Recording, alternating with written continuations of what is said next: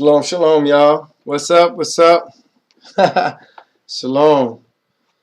Just want to say thank you to Yahuwah the Father, in the name of the Son, Yahusha, ATh MaShYKh, and pray that we're led and guided by the Ruach, ATh QaDUSh RUaKh, bin Yahuwah. So we just thank Yahuwah for all things. And with that said, just would like to blow the shofar.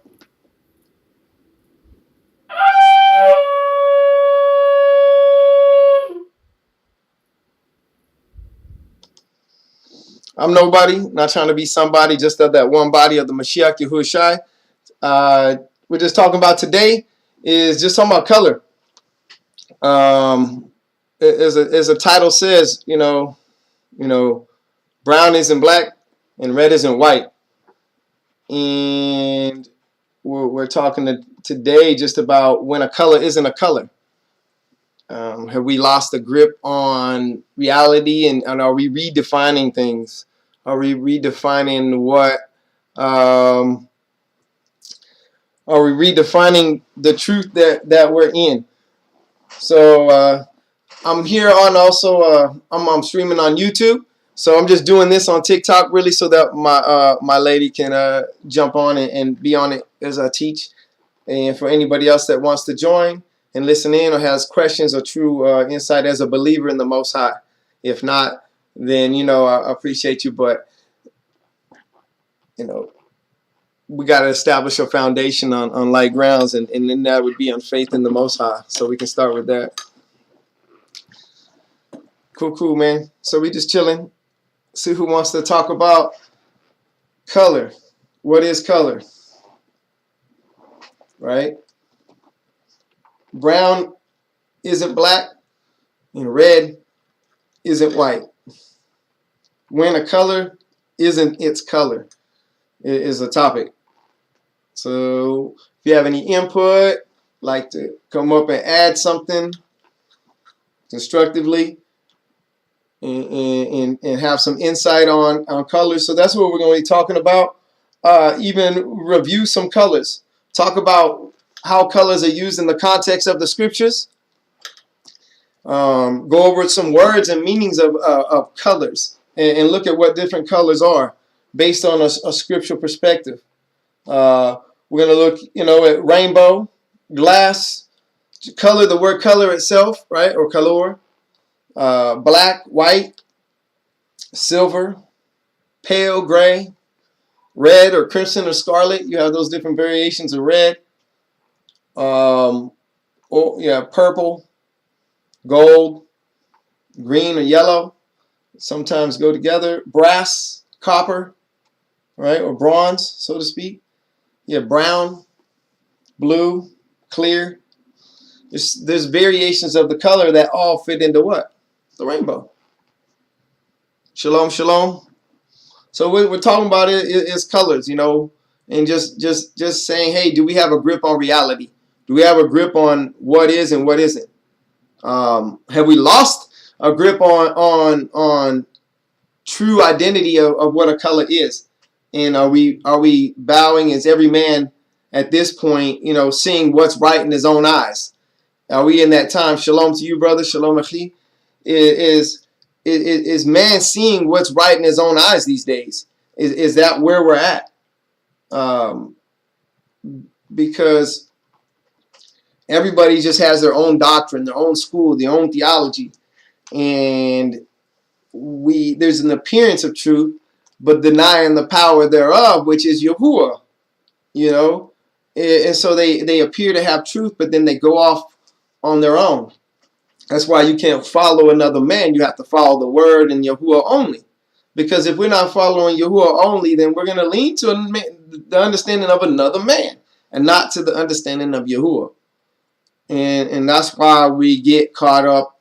Powerful people get caught up in doctrines, dogmas, divisions, these things that, shadeologies, like labelisms, all these different things that speak freedom, but reality are boxes.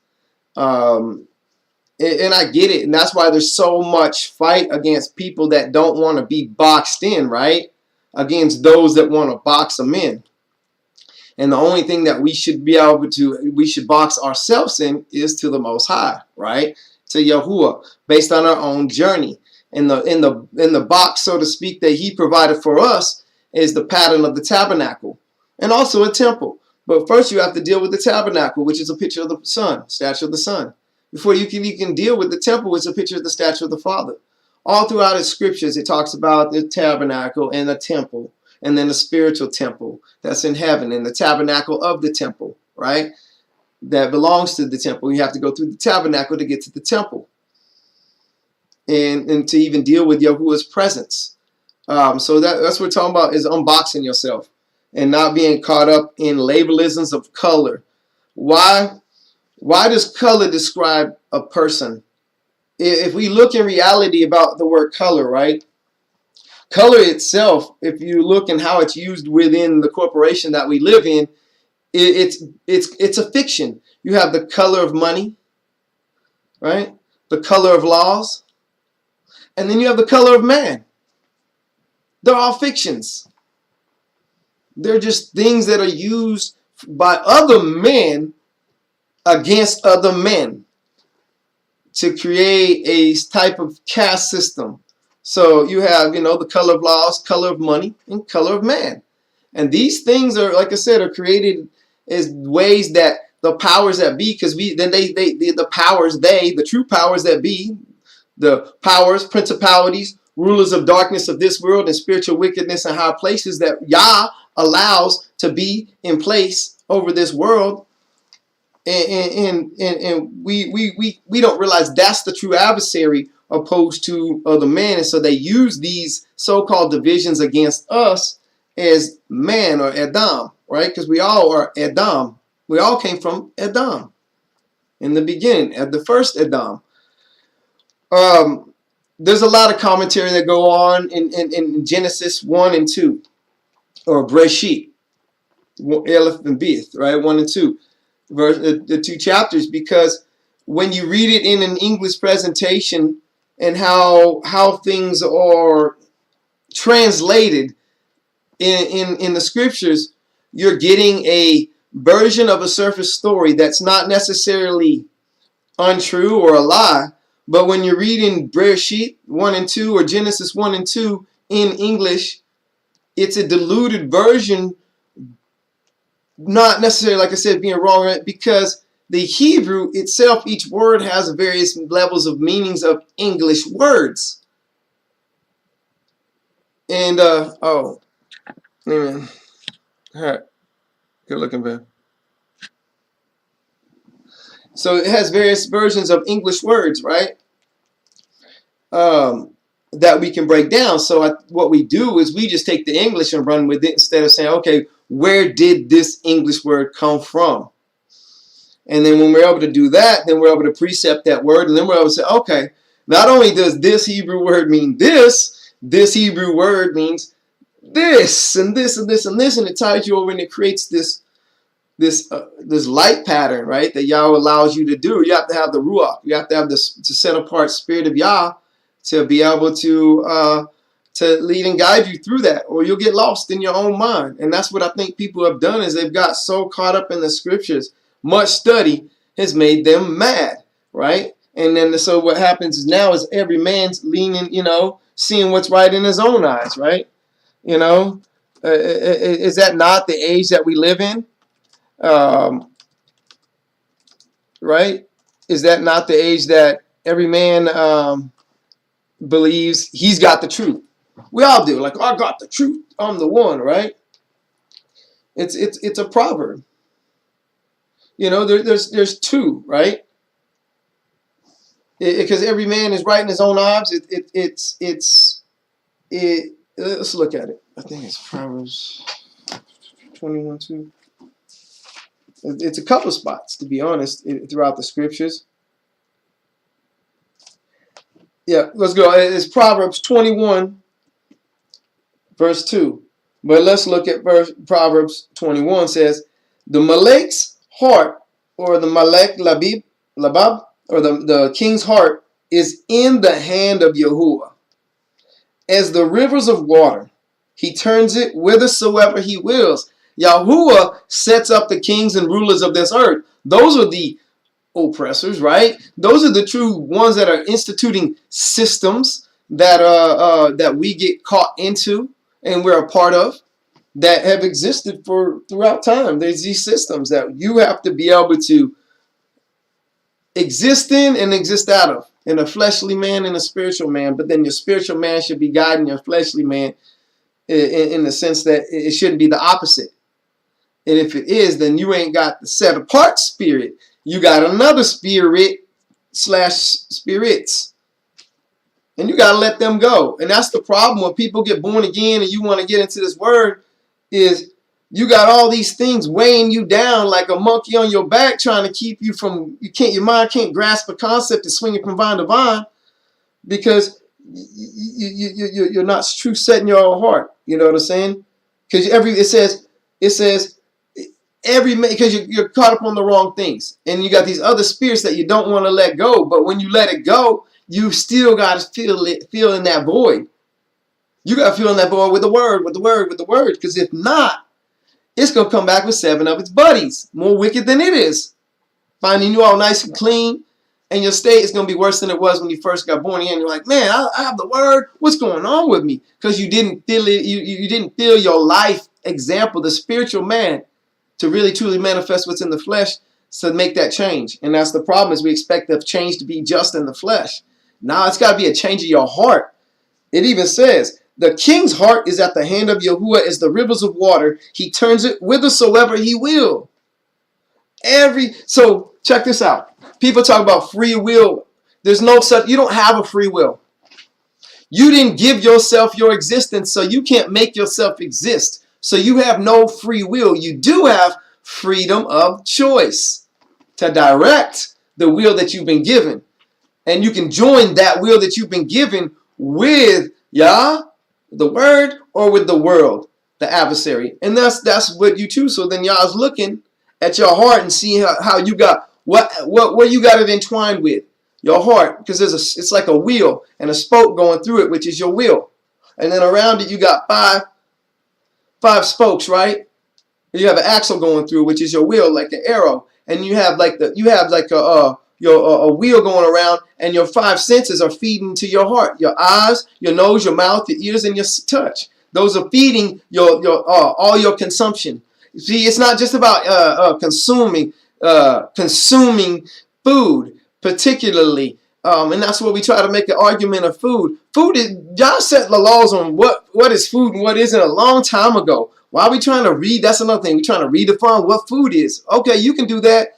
What he's talking about is what you consume, what goes into, it's not what goes in through your eyes, your nose, your mouth. But then when it hits your heart, what did you do with it?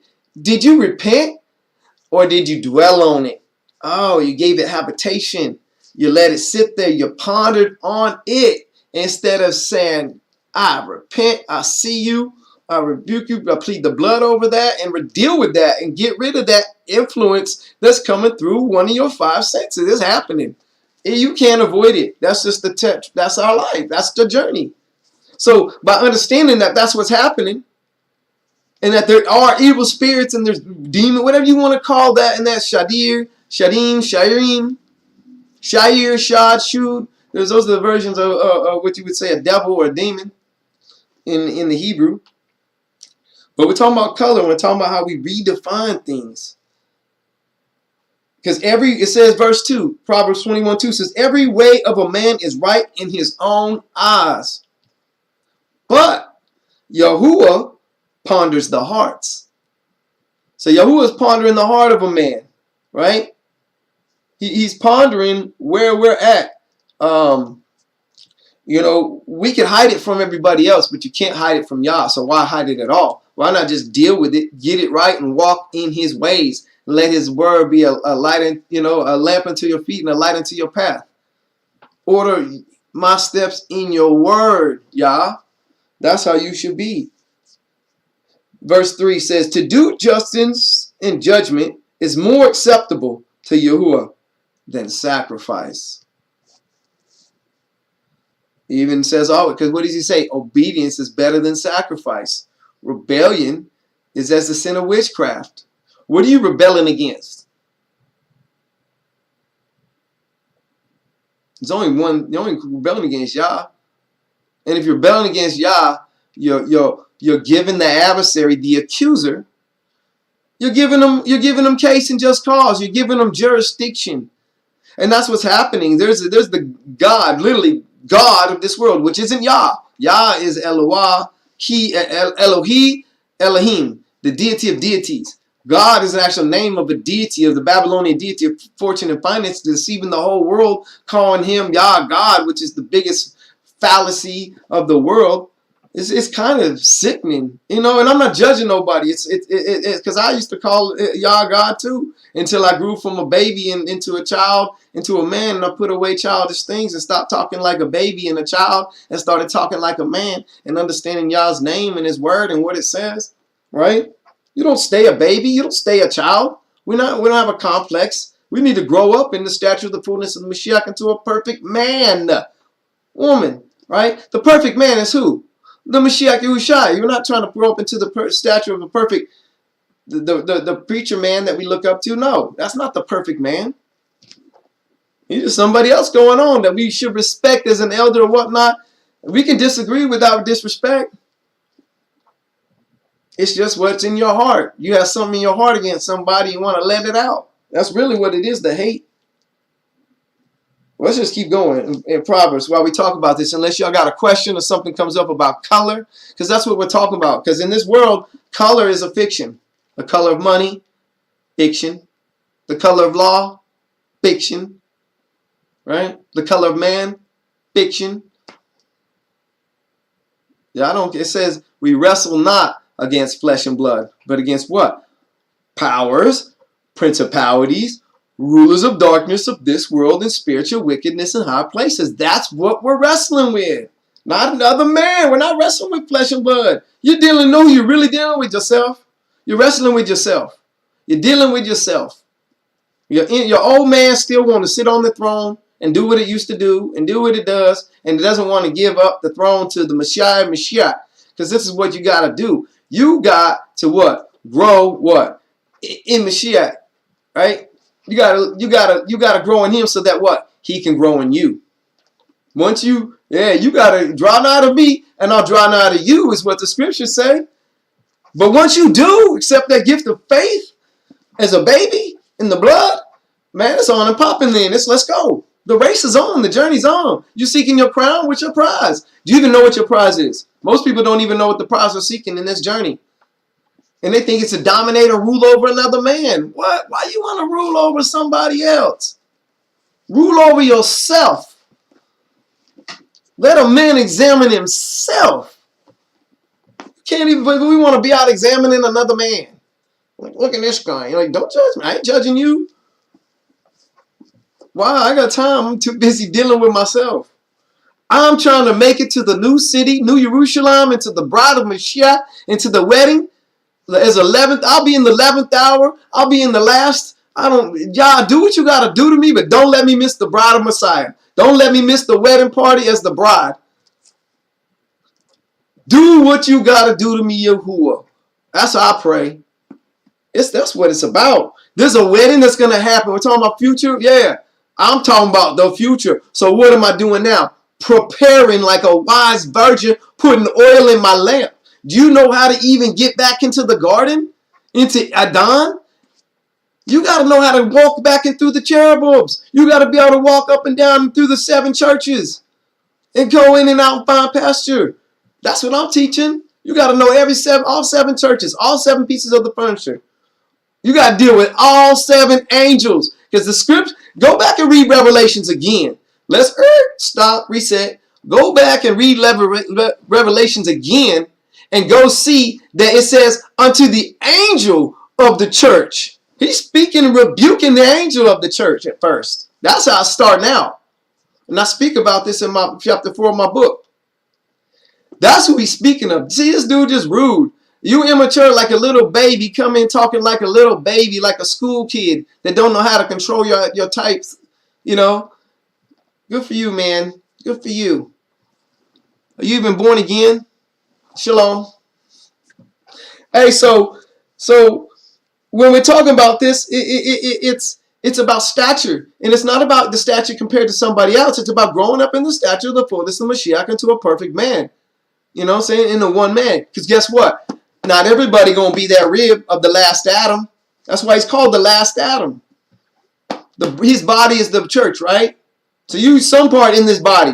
If you ain't some part in the body of Messiah, then you aren't of the church. You ain't. There's no hope for you. As somebody else now. I ain't talking about those that before, right? Before resurrection, right? I ain't talking about before Mashiach came. I'm talking about since then. If you didn't believe in Messiah, YaHUaHUShI, even as a baby form, calling him Jesus to the highest form, and the fullness of his name is YaHUaHUShI, YaHUaHUShI, ATh MaShYKh, bin YaHUaH, right? If you ain't some form of version of growth in the pattern of that understanding, then you're not of Messiah. Then you have no faith and you have no calling. You are not saved. And this also says those that endure till just the midway will be saved. Those that endure just a part of it will be saved. It says those that endure till the end shall be saved. This is an endurance race. Sheol talking about it's a race, man. He said many, look, are you on a straight narrow race? You might not even be on the right path. You misguided because you off on some devilish doctrine. Somebody got shadeology. You know what I'm saying? Yeah, man. In the straight and narrow. Because you're going to have people trying to get you off on their road. They don't want to see you. They don't want to see you passing them up when you ain't even realize you passing nobody. You just trying to do your thing. Go on for Yah. That's all you're trying. That's all you're doing. It's like, man, I know that I ain't nothing. That I know that within me liveth no good thing. But the spirit, the ruach that dwelleth in me. That's it. There ain't nothing good in here. Man, thank Yah. Thank you, YaHUaH. Because I know without that ruach dwells no good thing here. The ruachi, Yahuwah. Because there's other ruach. There's other spirits out there. Shalom. So when we're looking about colors, right? It's a fiction. Like we're redefining what things mean. And we're every man seeing what's right in his own eyes, right? You're seeing, what does it say? Every way of a man is right in his own eyes. Well, if that's what you see in your own eyes, you believe yourself to be right. But Yahuwah ponders your heart. What you really feeling, what you really trying to say, right? Yahuwah ponders the heart. Proverbs 21:2, as we're reading. There's always a witness. To do justice and judgment is more acceptable to Yahuwah than sacrifice. A high look and a proud heart. And the plowing of the wicked is sin. You know what sin is in Hebrew? Chateh. It's chateh. Chateh. What is sin, right? And as believers, we even have, as believers, we believe in the Mashiach is the word of Yahuwah, but then we go and try to redefine what the word means. We try to go fight against the word. The adversary loves it. Become mockers like we drinking wine and drunk on some strong drink, right? Being deceived and thinking we're wise, but you're not, right? We on that new wine. Where are you? What kind of new wine, right? You know what I'm saying? So it's having a balance that to understand that, yeah, Yahuwah, Mashiach did deliver us from the curse of the law. The Messiah came and delivered every man from the curse of the Torah. Did it relieve us of the blessings? I'm holding on to the blessings and the promises of the whole word. Not just Torah, but more than that. But I'm like, hey, you said we do this. There's these blessings. And then Mashiach came and he fulfilled the ceremonial, not just all the ceremonial sacraments, and so that now he's our high priest after the order of Melchizedek, as you call him, Melchizedek. And after that order, now he made a way, but we still have to follow the order. You can't just come running up in the holy place to Yah. You ain't up in there then. You think you somewhere, but you ain't. It's in the spirit. You're going to be able to ascend spiritually speaking after the order that he set as the tabernacle that he showed to Moses. When he pulled it back, he was showing him the Messiah. There's a way that seems right unto the man, but the way is death. Because you're choosing your own way. You want to race? Okay, what's the path? What's the way? Where am I even going? Where are you trying to get to? New heavens, new earth, new city. It's one of those three as a believer. Or lake of fire. And there's even worse than that. Who knows what's worse than that? The lake of fire. What's worse than the lake of fire? Outer darkness. Woo! Why you want to be in outer darkness? There's no, his presence is withheld from you in all forms. Don't you realize that we were in outer darkness before Yah said, let there be light. Let the light that be is what it says in the Hebrew. And the darkness couldn't comprehend it. It's like, what is this? And guess what happened to darkness when the light came? It changed its nature. The light still was good. Now it was the tuber. It was Aor, the light. And guess what? Darkness was called Chashak. Chashak had to change its nature because it couldn't comprehend the light. And it became what? Lila. It became night. And then y'all separated. The darkness is still there. The light is still there. But it tries to mask itself like it ain't and change its nature because it has to. But there's a darkness. Oh, man. There's waters over there. Y'all separated with the firmament, and then he took the lights that he created in the beginning, right? When y'all separated on day in the beginning, when y'all separated the light from the darkness, separated, right? There's a separation going on. That's the sun, the moon, and the stars. Guess what? The stars remained in the night, in the darkness that's why I had to change its nature, because now it had light within it from the light. This light remained as the stars within the night. The dark deities and the light deities, now they were mixed. And then the stars. And then y'all separated it. You had the moon, the sun. Now that started what? Now you could have a day because the sun was there. They talk about it wasn't. Check this out. I got you. I got y'all. He took these sun, moon, and stars, and the lights that he separated, the Aurora became the Meorah because they were separated. The great light, the greater great light, the lesser great light, and the Kukabim, the stars, right? And one star different from another in glory. And so then what he did is then through that's why you had day and night now. Because now you had it, because of this light, you had an evening and a morning. Before that, you just had the beginning. And before that, you just had the word, and you had Yah, and YaHUaHUShI, and you had the spirit, the Ruach. See, we assume the spirit that was moving, that was upon the face of the what? The deep, the whom? We assume that's the whole set apart spirit. What? Light came. Then with light came the breath. Oh man, light came. And I tell you what. There was where all these spirits? There's a spirit that was holding this earth under darkness, frozen darkness. Chashak did not want to let earth grips go on earth. And that's why is it not still there? Does it not still want to let its grip go on this earth? This Chashak darkness not still above us every night? There ain't gonna be no more night. And that's what you need to realize. That that's the oppressor. Wants to separate us from the Most High YaHUaH. Is darkness. And that's where we get colors, and we have the color wars. We start the color wars. What is color in Hebrew?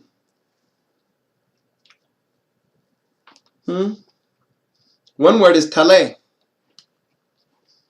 Taleh, which means spotted, clouded, lamb. Color means lamb. Taleh it also means a lamb. It means with divers colors. The root is to cover with pieces. Example, to spot or variegate as a tapestry. In the original sense of covering for protection. A lamb, synonymous with kabash and kashab and rakama. Another word for color is what? It's crazy. Hebrew's crazy. It's Fuk. YaHUaH and Yahweh. He said, I come in my Father's name. He's the Son and the Father.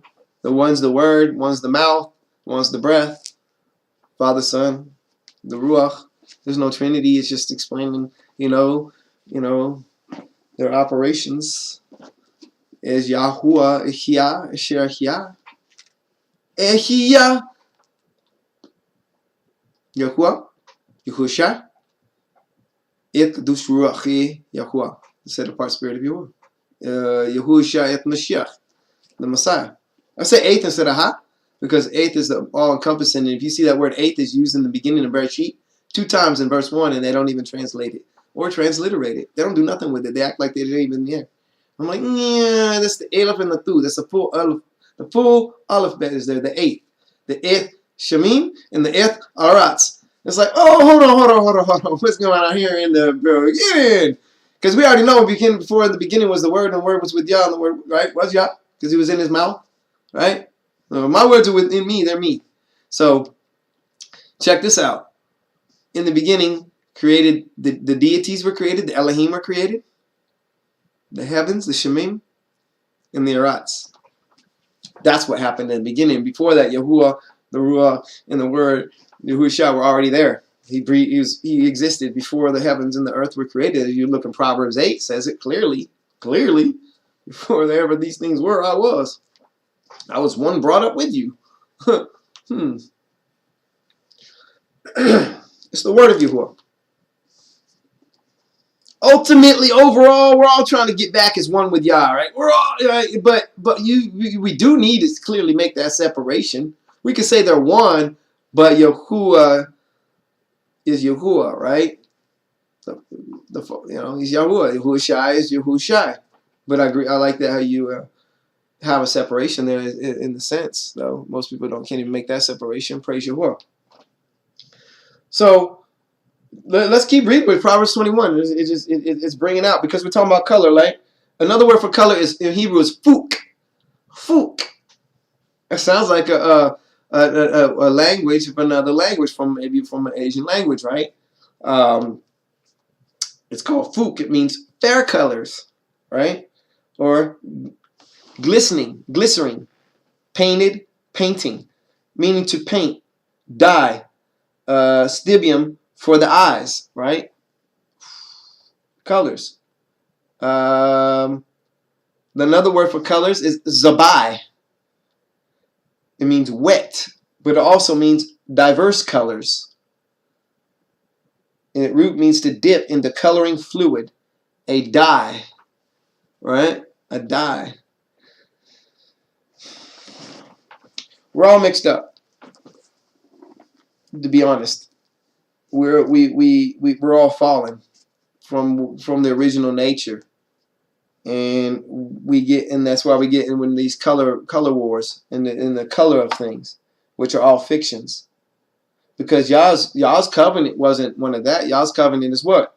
The rainbow. He gave all man. He said, oh, here, let me give you my covenant. This is how you'll know. It's the rainbow, right? I love the rainbow. All the colors, the whole full spectrum, the full spectrum of Yah's earth. I believe in scriptural earth. I believe in earth based on the scriptures. If I had no man try to tell me any other thoughts on how they believe that the earth is so-called shaped or operates, and if I only read the scriptures and I looked above and I looked into the sky based on my own observations and based on how reality was, what conclusion would you come to? Is all I'm saying. I've learned everything you've learned in regular school. I went through the systems. So, come up out of Egypt is all I got to say. And be ye therefore separate, or holy, or kadush, for he is holy, or kadush. Proverbs 21:5 says, the thoughts of the diligent tend only to the plenteousness, but of everyone that is hasty, only to what they want. I would agree that it's not a ball. And the habitable parts that we can dwell in are a circle. That's where they get you, is the circle, not the ball. Because they can use the circle similarity, but they create a sphere out of a circle. When in reality, you know, as it is. That's why that map says as it is right there. It says as it is. Right there. You can't, in that little pyramid right there on the top, right under it says new standard map of the world as it is. Longitude and time calculator. It's technically, it is. It's a clock and a time, longitude, time, and a calculator and a clock. It's a 24-hour clock. The YaHUaH. The YaHUaH is the dome. It's called the YaHUaH, or the firmament in Hebrew. I write about this in my book. It's available on Amazon and through my page. It's called The Way, the Truth, and the Life. You go look it up on Amazon. The Way, the Truth, and the Life. Who the Messiah truly is. Really is. It's right here. The Way, the Truth, and the Life. Who the Messiah really is.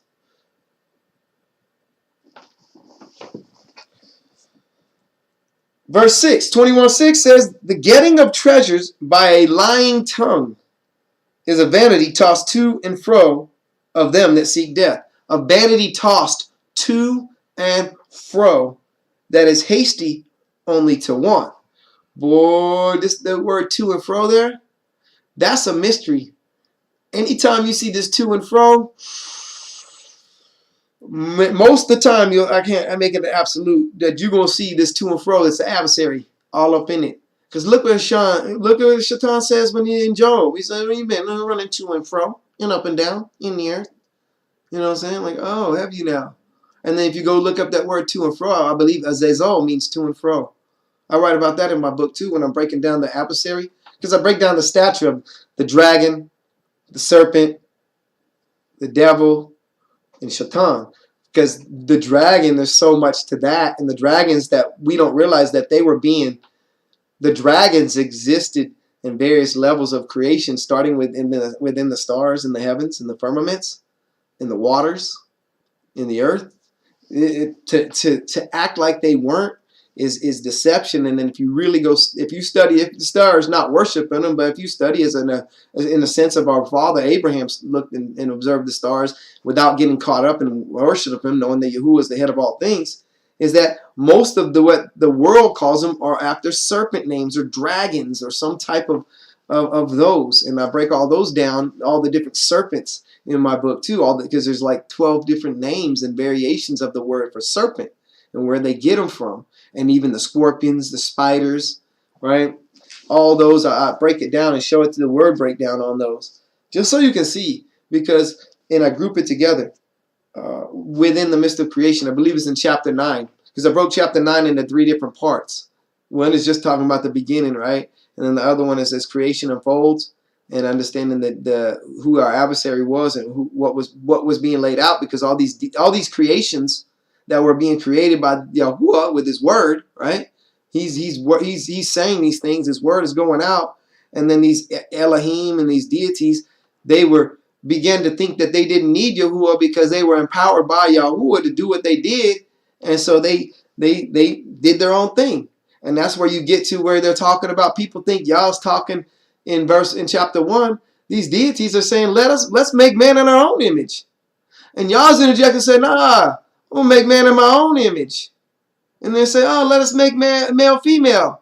He's like, no, make man in my own image as man. And he said, well, we'll make them they, them. And he said, no, I'm going to make man as after me as he, him. And so you have the they, thems and the he, hims going on with verse 1 and 2 of Bereshit and Genesis. And so you have the male, female created, the serpent, the Nachash. Who else was talking? Do you hear about anybody else talking? No. But then in chapter 2, see, people have everybody else on. Here's my viewpoint on this. Here's my viewpoint based on breaking down every single word to a point in the Hebrew on my own. Literally breaking it all down. And oh man, you don't even know. Oh, just think about it all the time. So now you're just getting all that benefit. So chapter 2 of Genesis Bereshit is YaHUaH's steps on. So YaHUaH was saying, oh, y'all had y'all run. That's where you get all these other creations of of different types of things, right? You get all these different things that came about that you hear of, are fables and myths and fairy tales and whatnot of previous creations that Yah's done wiped out. And now we're to the last week. We're to the last week of it all. They sin because it's all about Yah's name, and they sinned against all 4 letters of Yah's name. And we're coming to the 4th week, the 4th letter, the end of the week where they sinned against his name. And the time is coming to it. Time is not going on, it's counting down to the end. To the end. And what he's done is he's given us a 30-day preparation. And then we take that for advantage. And so because we don't understand the concept of time. And so we're there. And so because they sinned against Yah's name, each one of these fallen. And the last one is Shaitan. And yes, the Yed, the Ha, the U, and the Ha. And so now we're in the time of the fullness of that, and where they're all going to have to pay. It's all going to be coming out at the end. The great whore that's in the glass jar, right? The clay jar with the lead lid, flew by 2 female-looking women with stork-like wings set on its place in Babylon, in Shinar. And then and her name is what? Wickedness. Mother Wickedness. And then you have Father Wickedness before that, right? That's why you have these dragon things. What do you think? They're imprisoned under the earth. And then, so, the serpent, right? The serpent was the first one to deceive, right? And it was male-female. The Nakash is they, them. And so then Adam was created by YaHUaH after everything was done, right? Then he planted a garden. He actually created a garden and planted it in where? Idon, right? And he took the man that he created, took him, and then he took him and planted him put him in the garden. So he created him from the what? The Ifar. The Ifar is the dust of the what? The Yabash. You got to understand, y'all was talking about, and I break this down in my book in the beginning because you have to understand he's talking about various things. He's talking about the Shadi, the fields. He's talking about the land, which is the Arats. He's talking about the Yabashah, right? Which is a different part of the land. The earth had different parts. The fields, the Yabash, the Arats as a whole, right? And then you had Adon, and you had all these different things set up that way because the entrance is always from the east, right? In Adon. So you had the gates that all these things had access to, but YaHUaH put Adam that he created in his own image. He didn't create it in nobody else's image, and he created them him. Man, they already did their thing. Y'all came because the last shall be first and the first shall be last. And they were like, what is man that thou art mindful of him, how you made him little lower than the angels, right? And he said, yeah. So we're going to have similarities to the angels. We have the same creator, right? Right? They created all these things. So we have week 2 man versus day 6 man. We weren't created with the beast. They were, and that's why they have rulership over the beast. And that's why you have people that are mixed. We're mixed. We're all mixed up with these bloodlines, the seeds. And no, I'm not getting to something perverse that you're thinking with the serpent and Eve. He was an influence to her. He was an influence because he couldn't get in the garden. See, where does it ever say the actual serpent was in the garden? Talked about the tree as the dragon, right? It never says a serpent was in the garden. I've looked. The serpent itself was speaking to her. Who named the serpent? Adam named the serpent before she was even there. He named all the beasts of the field. The serpent was the most, it says the word subtle. If you go look up that word, it's not subtle. It's more naked. It says the same word for naked. Yep. It also means naked. The serpent, they just chose to use subtle. The serpent was more naked or more like man than any beast of the field. And guess what? It could talk. And when in scripture does it ever say that the serpent couldn't talk anymore? I'll wait.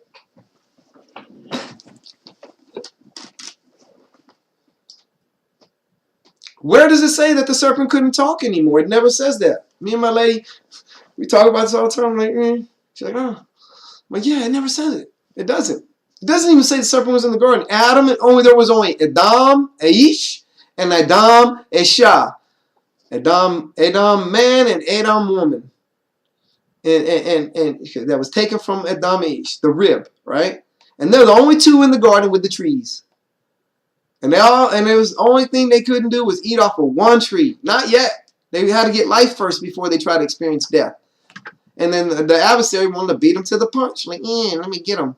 Because it was a tree to be desired. What you know the knowledge was? It was sex. That's what it was. It was the tree of sex, of good and evil. Or let's call it this, actually. It was the tree of procreation of good and evil. That's why they would be like who? Deities, Elohim, knowing, Tob, and Raya, good and evil. They shouldn't have did it. It was the tree of what? Tree of procreation. We weren't ready for that. So they sinned because what? Why did they actually what was the sin? Was it the act? Was it technically the fruit that they consumed in the tree? What they consumed from the tree? Right? Was it that? Or was it the fact that they actually rebelled against Yahuwah and broke his commandment?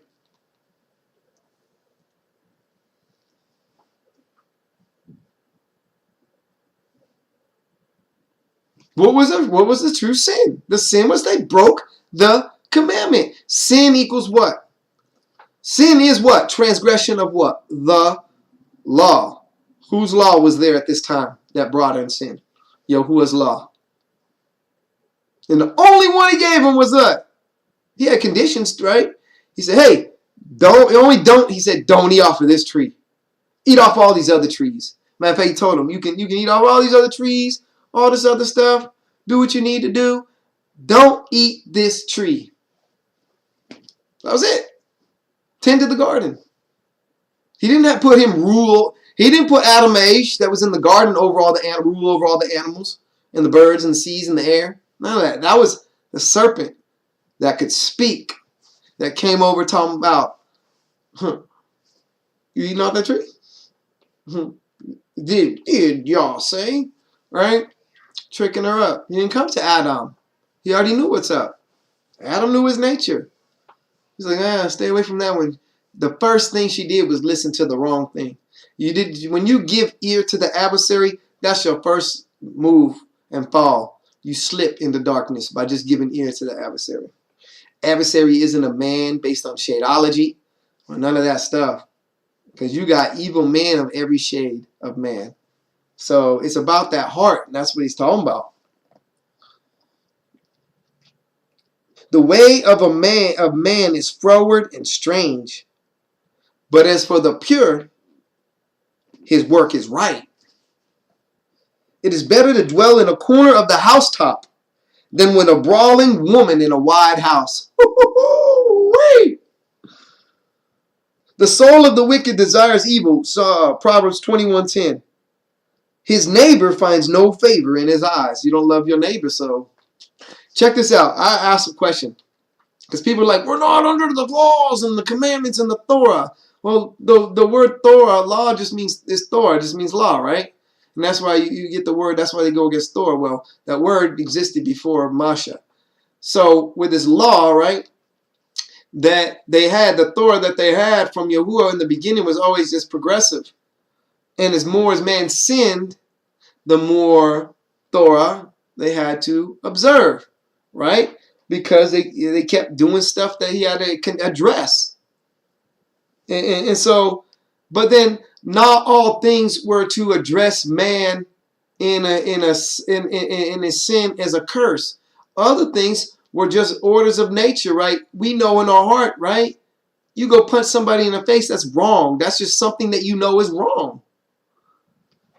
But there's a law for that if you do it, which is the curse side. But that only comes into play, and you only come under that law when you break it or sin. Same thing with Yahuwah. And that's the concept of understanding in his word that his laws exist. The ceremonial and the anti-sacrificial laws of the animal, YaHUaHUshiI, the Mashiach, fulfilled those. He fulfilled those. That's what he did fulfill. All those ceremonial laws. The blessings still are there. Like, how do we know what is a marriage or not, or how a marriage should go. What is, or a contract should be set based on the word. How do we know social structure? Based on how you should facilitate yourself with your aunts or your cousins or your nieces or, you know, right? Or your mother-in-law. Those are based, are those wrong to tell us those are things that we shouldn't observe because they're in the word of Yahuwah? Those are social structures. Why would we not observe those? All structures of society to this very day, in every society of this world currently, has a structure of laws, and they're all based on these scriptures. So if you try to say you're not under the law, you're a liar, and the truth ain't in you, because even the laws of this country that we live in currently are based on the Torah, the Genesis of justice. They're all based on the scriptures. Debt laws are based on scriptures, 7 years and you're released.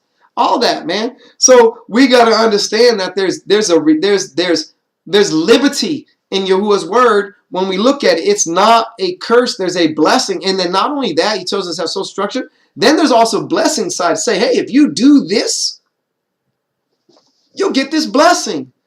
Praise Yah. Does it make me more righteous than the man next to me? Not at all. Does it make me holier than thou? Nope. But I know that y'all said don't do it. So, and then he said, when you do this and you get a blessing, right? He said, do this and you get a curse. Thank YaHUaH, he sent YaHUaHUShI, that allows us to have grace and mercy for when we do break his laws, when he says don't do that, right? That are outside of the ceremonial and outside of the sacrificial laws, right? About like how we should eat, how we should bathe, how we should be clean, how we should, you know, make sure that we're, you know, keeping ourselves as a person, how we discard of our waste of a person, right? It comes out of us. All those things are things like you need to know how to deal with, right? Properly. And all the laws of the society are based on the scriptures that YaHUaH gave us. And that's why most laws are based on that. So when we say we're not under the word of Yah or the law, it's a fool. I get it if you say that we're not under the curse of the law through Messiah Mashiach. I get it if you say that we're not under the ceremonial laws of the animal sacrifices or the ways of the laws of the tabernacle, right? Or the temple. I get that. The Messiah came and made a way as the truth and the life unto the Father, so that we can get back into the holiest of holies, get back in through the Ark of the Covenant, and through the mercy seat, through the cherubims, back into the Ark of the Covenant. You got to go outside the Ark, which is one stop, but the seventh stop is go back through the sword walk on the straight and narrow, back into Adon, back into Yah. So then we can start to approach Yahuwah now in the temple. Then we can start to come to the Father. We got to be able to learn how to approach, as the Messiah showed us how, as the tabernacle. And you say you don't want Moses. Well, I get it. But isn't he the one in Acts and that until Hebrews that tells us that he went and built the tabernacle with the pattern Yahuwah showed to him in the heavens? When he pulled back heaven, who is he showing him? The tabernacle was who? The Messiah, Mashiach Yahushua. Then the pattern, we look at the courtyard. If we really grasp this concept, it all comes together. And then we get out of people's doctrines and dogmas. There is no one people, one unity based on anything outside of, are you of the word or are you of the world? There's two sides. There's sheep and there's goats, man. Which one are you? It's really that simple. And all that other stuff, all your other separations and divisions, that's of man. They're fictions. They're all fictions. Shalom, shalom. Shalom, Danny P, my brother C. So I appreciate a lot of people, and I see where they come from, such as my brother here, is that the whole curse, you know, they want to put you under things that were done away with, like ceremonial stuff and things of that. Nah, should we treat our neighbor right? Absolutely. Should we love our fathers and love our mothers and our fathers so that our lives be long? Absolutely. Why would I not want to do that? There's a blessing to those. See, people want to put you under law so that they can have control over you. And that's why we're under the law of liberty. Thank you, Mashiach. Thank you, Messiah, for coming and giving us this freedom. Man, we'd all be done away with. There would be no animals left in this earth. There would be no animals left. Yeah, it's all control. Every man. There would be no animals left on this earth if we had to keep doing sacrifices. Everybody would be falling short and getting killed walking into the holy place because we'd be all sinful. Remember, they had to drag them out. That's the holy place. They had to put a rope around them. They had bells around them and the bell, the hem of the garments. And they had to put a rope around him and pull him out if he died. And prayer out there praying and hoping he didn't die. Right? Yeah. Amen. And you have to be in the spirit. The only time we fall into a curse is when we fall in the flesh. And then, but we still, if we smart and wise and understand salvation, say, oh, I plead the blood. Thank you, y'all. I messed up. And I know, and you don't have to owe it to no other man. It's in your spirit, in your heart. Man, I messed up, y'all. I plead your blood. Thank you for the Mashiach dying for me and it's allowing that I actually can talk to you and repent and make it right in my heart. Because that's all about. This doesn't matter if you don't get it on your heart. Don't matter nothing. Don't matter nothing if you don't get it on your heart. So by taking that and then walking in the spirit and not in the flesh, then you really get the concept of what this word is all about. What's crazy is even in the so-called Old Testament, if you go read it all, it's constantly talking about circumcising your heart. Deal with your heart. Deal with your spirit. And they're like, oh, this is a new thing. This ain't a new thing. It's just they were rebellious, stiff-necked, and hard-hearted. And so they had to be cursed, constantly compounded a curse. Oh, you're going to do this? I got to add this on to you. Oh, you don't want to do this? I'm going to add this on to you. You know what? It's finally like I'm cutting you off. Cut. Everybody's cut. Mashiach comes. Had to. He had to come when at the height. It was done. The scepter had been taken from. Thank you. We got to say, what would we do if we didn't have Mashiach, which is the root of salvation? You have to have the blood. Then you can start from there. What people want to do, right, Danny? They want to jump into the holy place and they ain't even come through the gates of the courtyard. Through Mashiach, being born again. That's when Nicodemus is like, well, I'm a king. Can I just like jump into the holy place? He's like, oh, no.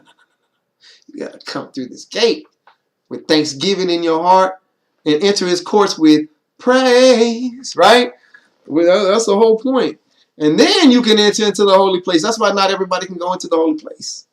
You got to take your white robes and get white raiment and grow up in the stature of the fullness. Come out of Egypt. Get your foundation. Well, we get right. Blood, fire, water. We get it. Blood is the root. We needed blood. We need it. Now, if we want to grow on top of that, it's our own choice to grow from there as individuals. And we try to empower each other, preach to each other. But when we try to put yokes on other brothers and other people, who are we to put another yoke on another man? You can edify and encourage, but that's it. And you can have your own household and say, hey, in my house, my son, you're going to do this. And then when he gets older, he's going to make the choice, right, to observe or not. And that's all you can do is influence, because we're all we are as teachers and brothers in this word is teach influences. Because what should it all be directing you back? There should be a what do we call a vanishing point? Amen, Danny P. A vanishing point should what? Lead us all back to the Messiah, Mashiach, to take us back to Yah. Everything, because vanishing point, right? Where you can't see nothing else. Because it all should go away, and all we should be, I determined to know nothing but Mashiach and him crucified, right? We say, I don't know nothing. All that stuff don't matter. I know Mashiach and him crucified. Let's start with that and go from there. Because as a man and a person in Yah, yeah, man, yeah, you got to just encourage him. That's all you can do, because if you try to control him as a man, he gonna rebel.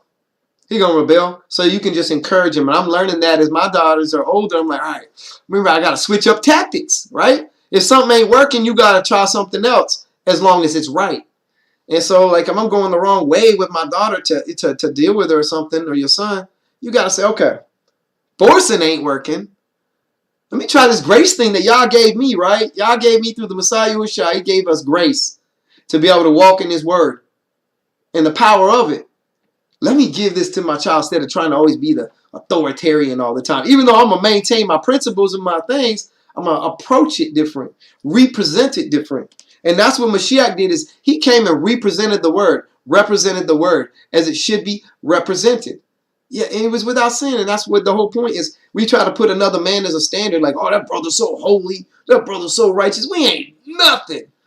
We ain't nothing, man. You better put the Messiah up as your standard and look at that and then see how we all fall short of the glory. Everybody. But then we still encouraging that we're trying to make it. And it's a race. We're in a race, not against each other, but our own selves.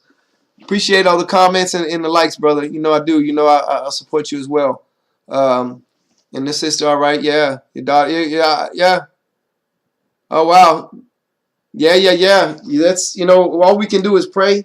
I know we pray that YaHUaH be the head in your house. If you allow the Spirit to be into your house, we pray that, you know, the Ruach lead and guides you and your house in the truth, in the Mashiach's name, Yahusha, and let Yahuwah's will be done.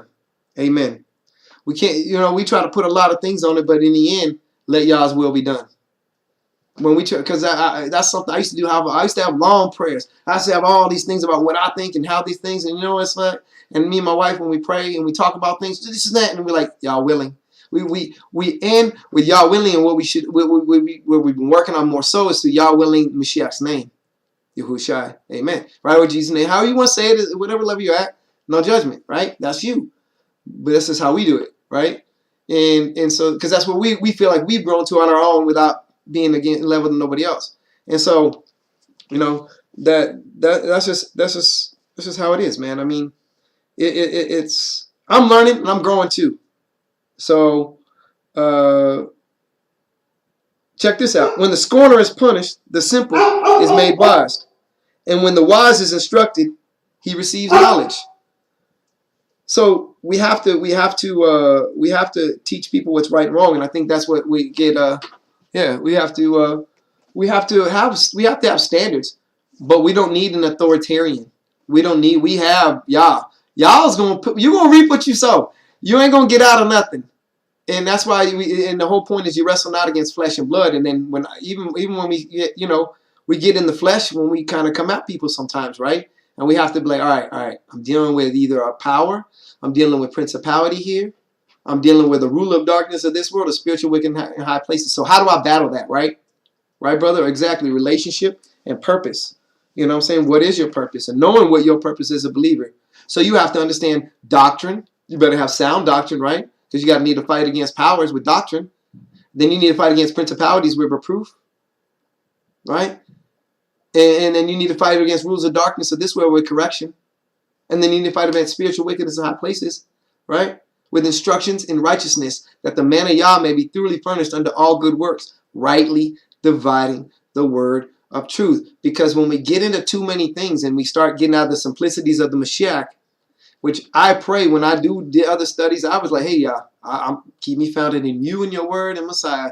If this is taking me somewhere where I can't come back, stop and bring me back. Right? I'd rather not go. But he allows me to because I'm with him. Right? I'm not trying to go off on my own journey. So I just pray that you know, your house is delivered from that, and that everybody comes. But I would say this is make sure, you know, examine yourself and see where you're at, because I believe that is the whole thing. But we're talking about colors here, man, right? We're talking about the whole point is when is brown, black. Brown, let me just say this. Let me state a fact. Brown isn't black and red isn't white. You know, and my question would be also is, when did a color not be its color, right? And I think that we've lost the grip on reality, right?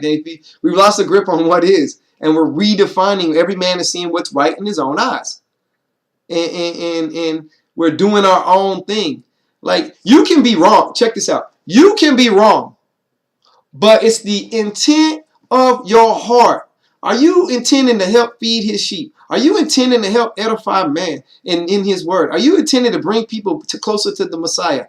You know, because it says the word of Yah is sharper and powerful and quicker than any two-edged sword, piercing even to the dividing asunder of soul and spirit and joint and marrow, and is, present tense right now, a discerner of the thoughts and intents of your heart. So is your intent is right. That's why I look at when a brother's teaching. That's why I disagree with some people, certain things, but I'm like, man, I see his intent. I see their intent. I see that they're really trying to feed the sheep, because some people can't handle sunlight teachings, right? Some people need starlight teaching. Some people need moonlight teaching without worshiping those entities. I'm just saying lights that Yah gave us in represents of you know, different levels of light and understanding. Sometimes you can't come with the sun all that, like blinding people, because that's what Sheol was in darkness, and Yah blinded him with the light, blinded him with light to show him the darkness that he was in and that was in him. And he was blinded with light, not with dark. He couldn't see, but he was seeing light. He was seeing everything clearly. It was like, whoa, I see now, but I can't see nothing, right? It was like, huh. I need to become blind to this world to be able to see this word. And that's what it comes down to. Because most of the time what you in while you're born again is because if you talk about your Hebrew ibar, it means to cross over. Are you crossing over? Or are you just using the name, right? Are you crossing over from your thinking, from your heart's desires and intents to think like Abraham thought as the father of hospitality? Are you hospitable to your neighbor? Or are you like, man, F that dude, this shade is not, what's the level of shadeology that is permissible? That's what I ask, And then that just creates another caste system of control. Man, y'all's judging the shade of your heart. How much darkness you got in your heart, how much light you got in your heart. That's what y'all's looking at. He's judging the light. And let your light so shine so that they'll glorify you. They'll glorify, your Father, which is in heaven. It's not about you. It's about getting your Father's light in you, which is the word of the Messiah. Off of these pages, into it, and then that spirit, because now you got the word that can dwell with the breath, can dwell with the word. It's like, oh, heck, let's go, right? You got some word in there. That's why you really only need a seed of the Messiah. Just believing in faith, because it has the faith and the salvation of being born again comes from the scriptures, right? Which is the word of Yahuwah. So that's that light, right? So just having that little light allows it to go, allows that spirit to come and dwell in you now. You gave it a light. You gave it a dwelling. And just that little seed of light, just when the light, YaHUaH said, let the light be, boom, there was light now. The spirit was like, all right, let's do this. You need that mustard seed of faith in the Messiah. Be born again and let that little light, because your hearts are dark. Go in the mark and look. There's 13 steps of dark things going down in your heart that you need to deal with, that comes out of you, that defiles you. Right? Because you guess what? You got 5 senses. People only focus on this. Your mouth. You got 5. You got smell, sight, what you hear, and what you touch. You got 5 senses that you take things in. Look at the things. If you couldn't speak, you could still look at things and they could corrupt you because what you influence yourself with the spirits that are on them. That's why you got to be set apart. So it's not the scriptures of the word that's bad. It's the yoke of man taking the scriptures and trying to put it on another man. When Mashiach said, hey, I came to bring you life and bring it more, give you life and life more abundantly with freedom and the law of liberty, not the law of my members. So if I'm constantly staying in this word and staying focused on this word and making the Most High in my intent of my heart, which he's keeping, then I'm good. Then I'm good because I'm working out my salvation.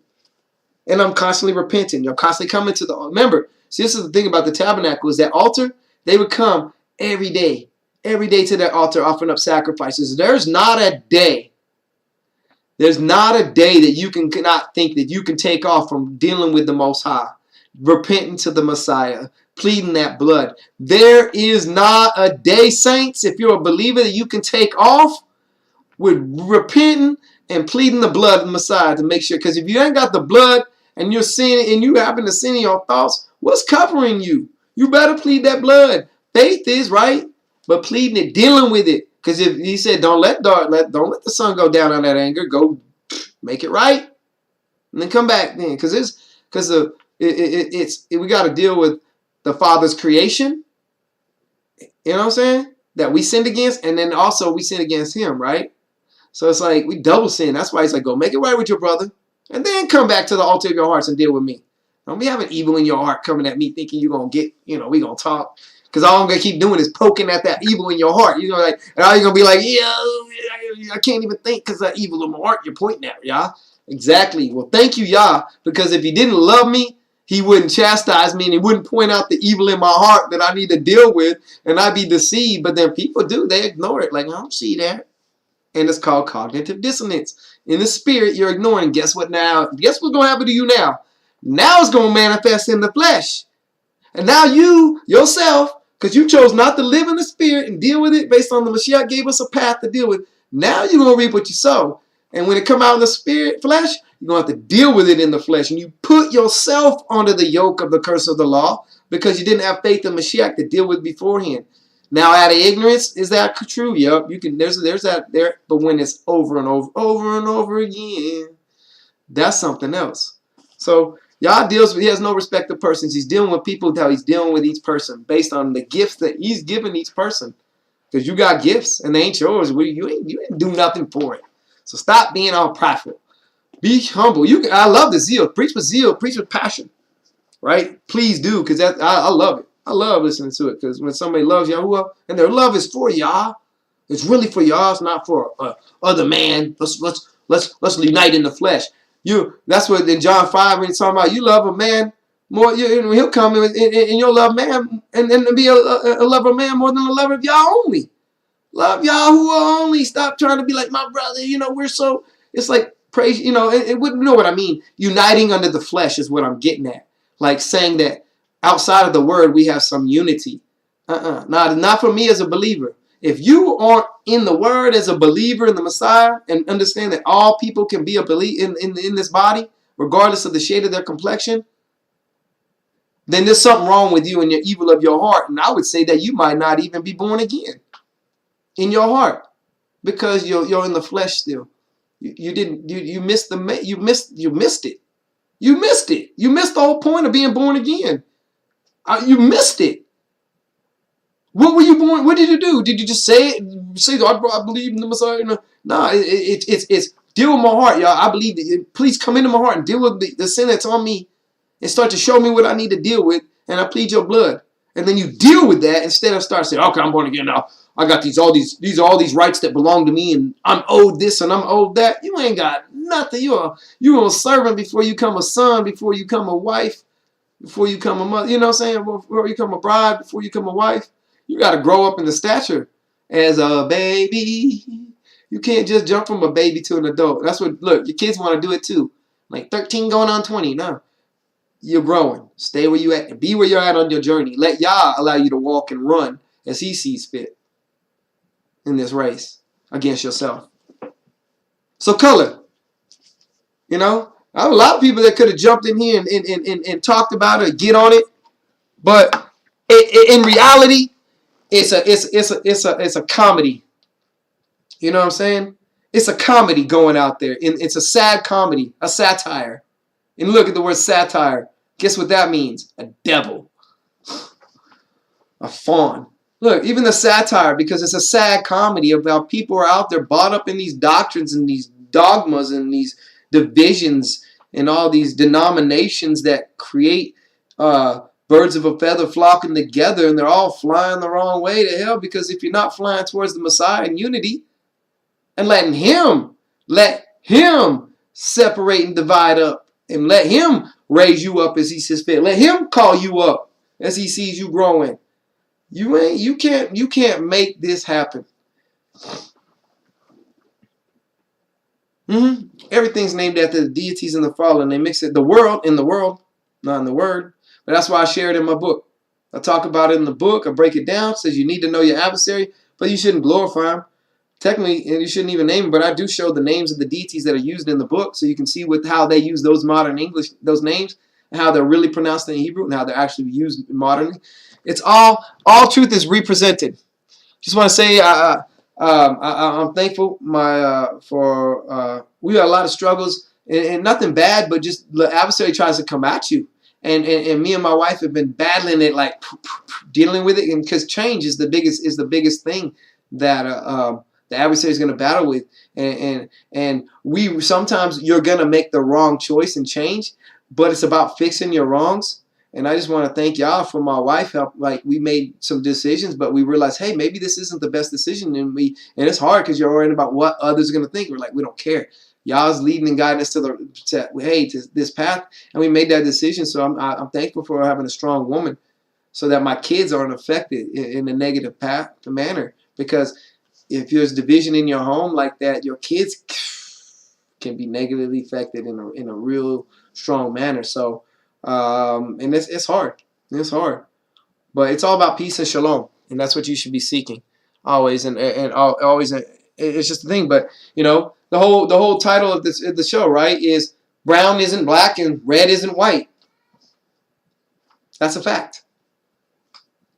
That's a fact. It's just a fact, you know. And we've digressed, right? We've redefined words. We've redefined things in our own eyes, right? We're making things right in our own eyes. And there's a path that seems right unto the man, but that path leads unto death, because it's not the path of the Messiah. If you're not teaching and preaching Mashiach, if you're not teaching and preaching how to be saved, born again, get closer to the Father through the Son and His Word, if you're off on arguments and different things, then what's the point, right? It's about bringing us closer to the Messiah. I'm nobody, right?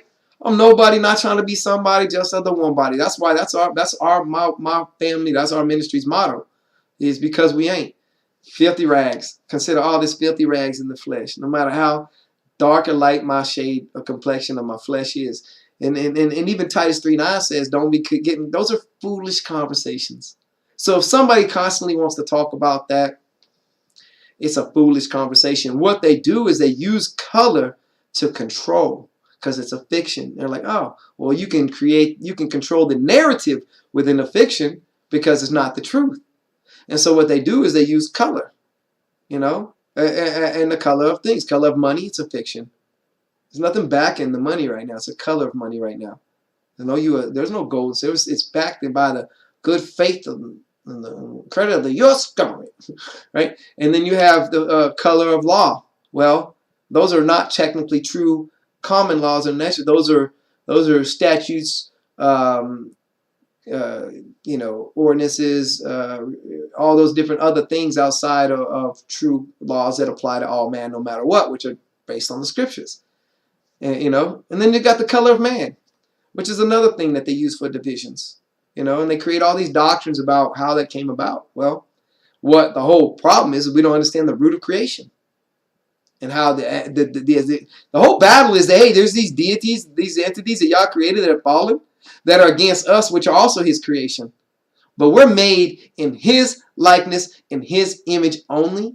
And they don't like that, because we're made a little lower than them, but yet we're made in His image. And that's the problem, was that there's this fallen. That's what has always happened. They came, the serpent, which was a picture of what? Because who made He allowed the deities to bring up through His word to create all the animals and all that, right? And then what? They came, and their representative wanted what Adam. He seen Adam in the garden. He was jealous. So if we don't understand the root of the story and what's really going on, of course we're gonna have this weird. You really know you have a lot of questions about creation in the beginning, with how it really went down. Everybody, you have to, as a believer, you have to, because that's the root of it all. And if you don't have a grasp on the creation, now you understand in the ending. And that's the whole point of why they don't want you to read the first book of Enoch. The second, third, it's like, what? Come on, now. It's totally a gnosis. So, but the first book of Enoch, because you can root the scriptures out of that. That's how I use. I weigh everything against what Yah did give us as the menorah light, the 66 books, right? I use that. I use the Apocrypha to make sure that is correct, you know, and also the book of Hanuk, the book of Yashar. I lean to a little bit, but the book of Enoch, Hanuk.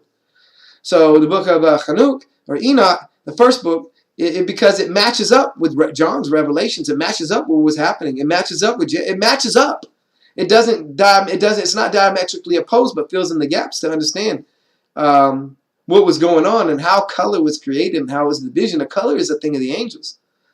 A color, the black, white, and all that stuff. That's a color of that's the vision and a fight and a doctrine of the fallen Nephilim. All of that is. And so they want us fighting because they keep us division, because y'all allowed us to be rulers of darkness of this world. And so, because their time is coming short. So the only way that they do is so they use man as pawns and to create divisions, and they give you these false unities based on, you know, because people can be of one culture of many shades. And then you can have people of one shade be of many different cultures. And so that it's a fallacy that they try to pitch and promote, where yet it should be my people of all shades of man that are believers in the Most High, or want to become a believer and then put their message out there. Instead, what they do is they want to put a label on things. They want to put a color on it so they can create a doctrine of control. It's all about control. And so what my question always is, my statement is this. My statement of fact is this. Brown isn't black. Red isn't white. When did a color, here's my question is, when did a color not be its color? Right?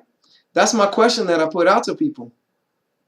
And when you start to look at common sense and get out your doctrine and your dogma and pray YaHUaH to free your mind and his spirit and the Ruach, when you do that, then you start seeing, wow, this stuff is really stupid. It's petty, childish warfare. Like a child. I'm gonna get my dad. It's like, what? It's childish. It's childish. It's the fallen powers that be, the rulers of darkness in this world, the principalities, the spiritual wickedness in high places. They want to see us fighting each other as man.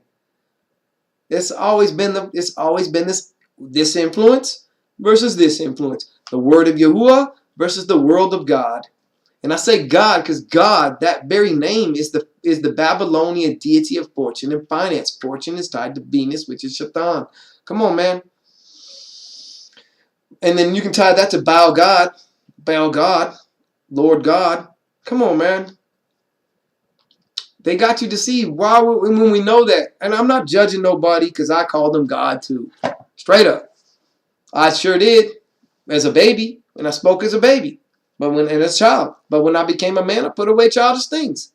And so that's the only reason. I'm not judging no man. I'm just telling you how I did it. How I came about, right? Because I'm trying to grow. I'm growing in the stature of the fullness of Mashiach. I'm not trying to grow based on what this other man or what this other guy or this other person or rabbi, teacher, priest may say I'm at. Now, if you want to edify me and add some truth to me or show me what not to do based on how you're doing things, and I can see that's clearly not what to do, I'm going to learn from you. I'm going to learn from everybody one way or another. Like, oh, that's not how you do it. Or, hey, that's how you do it. Right? For me. That's how you do it for me. Or that's not how you do it for me. Because that's all I can worry about is me. And that's all I can control. And I'm in management in my job, right? And I think, and I teach my people, my team, that, you can worry about everything you want to worry about. But why? You can only truly and should only truly worry about the things that you can control. That's all you should focus on, is what we call your controllables. Why are you worried about stuff you can't control? Why are you worried about rulers and the government, all these different things that you have no control over? You ain't stopping no movements. You ain't stopping nothing. What YaHUaH sets up to be is going to be. And as the adversary, it's all planned out. You ain't going to change nothing. You just need to, what does it say? Be ready. Be ready for his return. Be looking for the return of the Messiah. That he's going to return what? The same way he came, in a white cloud. So that's what I'm looking for. This is a bright white cloud. We ain't talking about, a white cloud, right? That's a color. So how we, and it's not a red cloud. He's coming back on a white cloud. Right? Right? Let's look at some words. Let's look at some Hebrew words. Let's edify a little bit. Let's look at the word black in Hebrew. Let's look at the word. Let's look at the word brown. Do you know the word brown? You know how many times that's used in the word? Brown. The word brown in Hebrew is chum. If you use the Strong's, I'll reference everything back to a Strong's concordance so that you can go look it up and then run with it from there as you want. Because if you can look that word up, you can go look at where it's used, when it's used, how it's used, and then run from the definitions from there. But the word in Hebrew is chum. Strong's number 2345. It's brown. It's used 4 times in the scriptures. It means brown, but it also means to be warm. An example, sunburnt or swarthy. Blackish. Blackish. It's not black. Just like, because they want to say just like the ish on things isn't really it. Exactly. Check this out.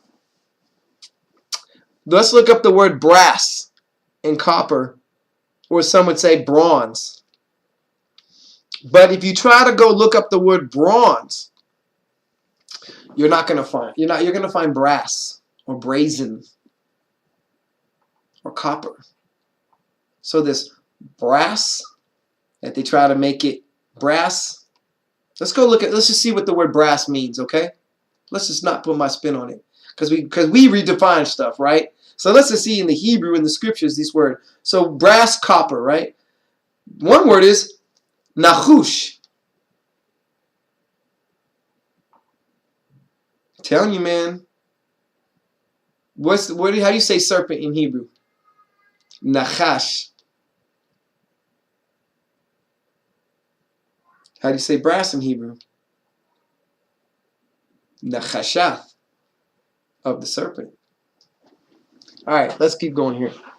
Brass, right? Of brass is nachush. It's in the sense of ringing. In an example, a bell metal. It's from Strong's number 5153. Or from the red color of the throat of nachash, the serpent, as demonstrating when hissing.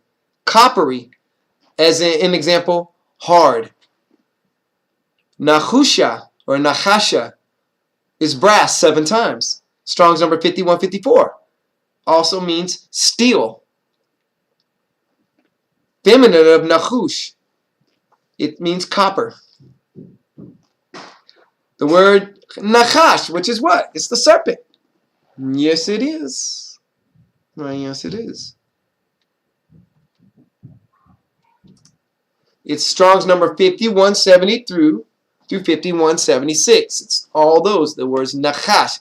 Nun, Chet, Shun. Nachash. And it's Strong's number 5172 through 5176. It means serpent 31 times. It means brass 9 times. It's used, the word is actually used as Nahash 9 times. Nahash in the scriptures. It also means enchantment. This is all the word for serpent. Nachash. It means divine, enchanter, indeed, certainty, learn by experience, diligently, observe, to hiss, whisper, a magic spell, prognosticate. Go look that up. Also, the word here for brass, this is the main one, is nachashat. Nachasha. Strong's number 5178. Sure did. That's called nachashun. I talk about it in my book too. Because, yeah, sure did.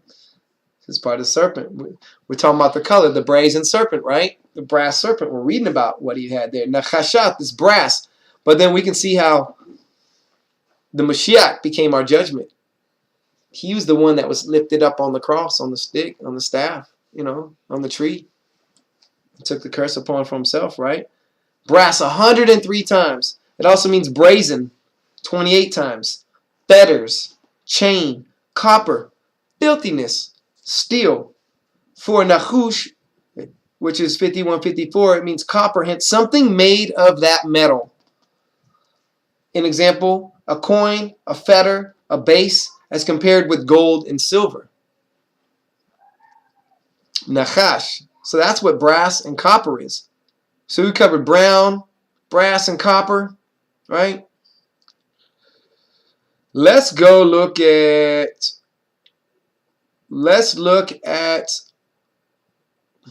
who should we go to first? Let's go to black. Let's go look at black. The word black in Hebrew, we're going to look at what this color is. Black. It's pretty awesome. It's pretty awesome when you study colors in Scripture. So we're going to we're going to go in order of the Hebrew order, like Aleph through Thu, in Hebrew from the 22 letters. So we're going to start with the word for black is Eshun, Strong's number 380. It means apple, obscure, or black. It's a diminutive of Aish, of man, the little man of the eye, the pupil or ball, hence the middle of the night, or the pupil of the eye, the apple of your eye. It also, another word is a shakur. Excuse me, a shakur, not shakur, not a chet, it's a kaf. It's a shakur. Yeah, there was a rapper named Tupac Shakur. This is where his name is actually from Shakur in Hebrew. But a shakur, and then in English it's oh, is my looks like I'm good here. So it's just my all right, my stuff froze. I think it's because my mic, they used the microwave and it messed with my my flow. But the word eshkor,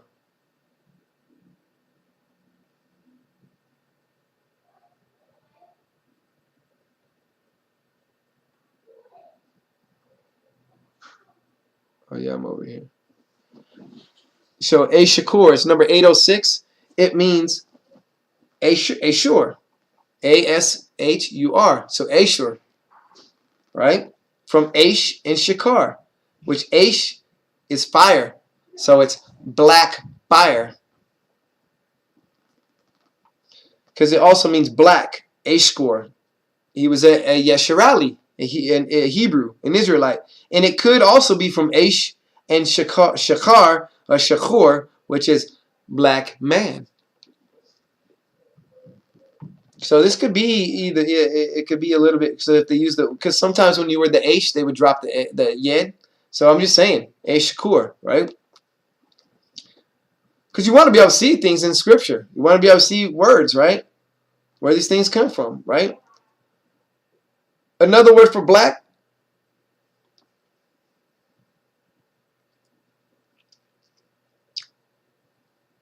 yeah, more like black and blue, so to speak, is Chabura or Chabara, which is Strong's number 2250. It means a stripe, blueness, or a bruise, hurt, a wound. It's from Chabar, which means bound with stripes. An example, a wheel or a black and blue mark itself. So that's where you get the black part of that, which is Chabura or Chabara, from a stripe. By his stripes we are healed.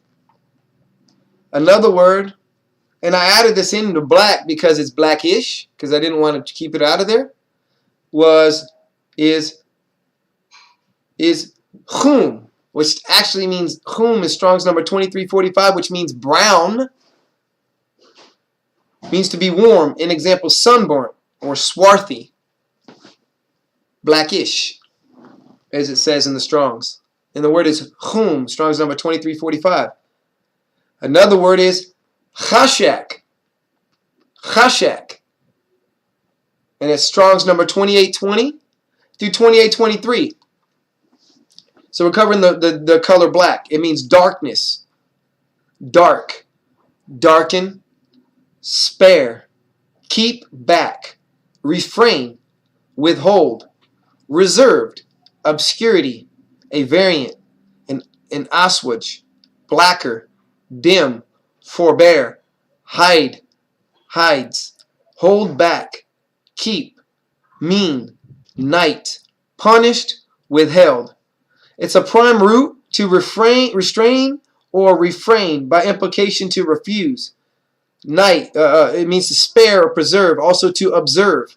To be dark as withholding light, translated to darken, the dark, hence literally darkness, figuratively misery, destruction, death, ignorance, sorrow, wickedness, dark. What YaHUaH actually called Lila. So he called darkness in the beginning, it was called Chashak. Well, we just read all these different meanings of darkness, right? So we read Chashak became Lila, but it means, and those are all the different meanings of it. Not only is darkness, but it also means blacker, black, and all those different things that we read. So we're going over black, and any Hebrew word that includes it. We're going to go over white next. We just went over brown and brass and copper. And I have this available on my YouTube, which you can get to if you just click on, if you go ahead and click on the on my profile, if you click on the Instagram picture or whatever the icon, drop down, it'll give you YouTube or Instagram. Click on the YouTube, it'll take you to my page, and you can always reference back to these teachings. So another word for black in Hebrew, because we feel like we own words, right? And we own colors of words and whatnot. Well, we don't own nothing. We didn't create words, and we can't redefine words, and we can't make up things on our own. So let's examine what the scriptures say based on the word of Yahuwah, the Most High, if we be believers in it, right? Another word for black is kamar. Kamar. It's Strong's number 3648 through 3649, which means an idolatrous priest. Yearn. Be black. Be kindled. The chemarims. The chemarims. Its roots to intertwine or contract. An example, to shrivel as with heat. To be deeply affected with passion, love, or pity. An aesthetic, as if shrunk with self-maceration. An example, an idolatrous priest, only in plural. Possibly the Catholic link Jesuits, who are always dressed in black. The Chamarims. So another word for is Chamarir, which comes from Chamar, which means it's the Strong's 3650 means blackness from Kamar, right? So Kamarim, Kamarir. It means obscuration, as if from shrinkage of light. An example, an eclipse, only in plural. Could this also refer to a black hole or black sun, black moon, or black stars in the sky causing the solar and lunar eclipses, or even the bottomless pit? Because we just think that, remember when Yahuwah, it said, let there be light, and darkness didn't comprehend it, right? And then he separated the light from the darkness. Well, there was a separation going on of the light and darkness. Well, there was light deities. Well, guess what? There was dark deities too that remained. And so that's where you get these, there's that balance, and they couldn't comprehend the light. And the light always is there at night. But then the sun, you don't see none of it in the daytime. But the light that came, that was separated in the beginning, remains in the night. That's why the night is part of the day, because of the starlight, which is from the lights in the beginning, which was separated, remains in the night. The moon is in the day and the night, and then the sun is just in the day. So you have daytime, nighttime, evening and morning of the borders, and that makes up a whole day, a yom. You have a yomim, which is daytime. You have lila, which is night. You have irab, which is evening. And then you have bakor, which is morning. The main version of morning is bakor. So you have Lilith, which means which also. So check this out, Lilith, which is Strong's number 3917, and it means a screech owl, right? From Leo 3915, it's a night specter. As in Yeshayahu 34:14, it's synonymous to the word kus, Strong's number 3563, which is an owl as well. Also tied to the names of this word Lilith 3917 in the Strong's is tied to the names of Sybil, spelled various ways in different ways: Delphi, Delphic, Pope Joan, Black Madonna, Isis, Columbia, Liberty, Diana, Ishtar, Astarte, Easter, Esther, Inanna, Queen of Heaven, Semiramis, etc. All those different names are tied to this word, this Lilith, this screech owl. And they're all tied together also. This Lilith is tied to Leviathan, which is Leviathan, which is also tied to Leah, to Leo or Lila or Lalea, Lul, Luya, which ties to Hilal, which is the name of Halal is how you say Lucifer in Hebrew. Synonymous with Lila, Yaina, Kus, and Kafus, which are the different owls. So these different owls, they hide out because there's more than just one owl. So you have to see this coven of owls, right? That they have going on, and where they dwell with the dragons, right? And the wild beast of the wild beast of the wilderness. It's crazy, man. They got their own little party going on out there. And another word for darkness is this. Feror. Feror. Feror means blackness.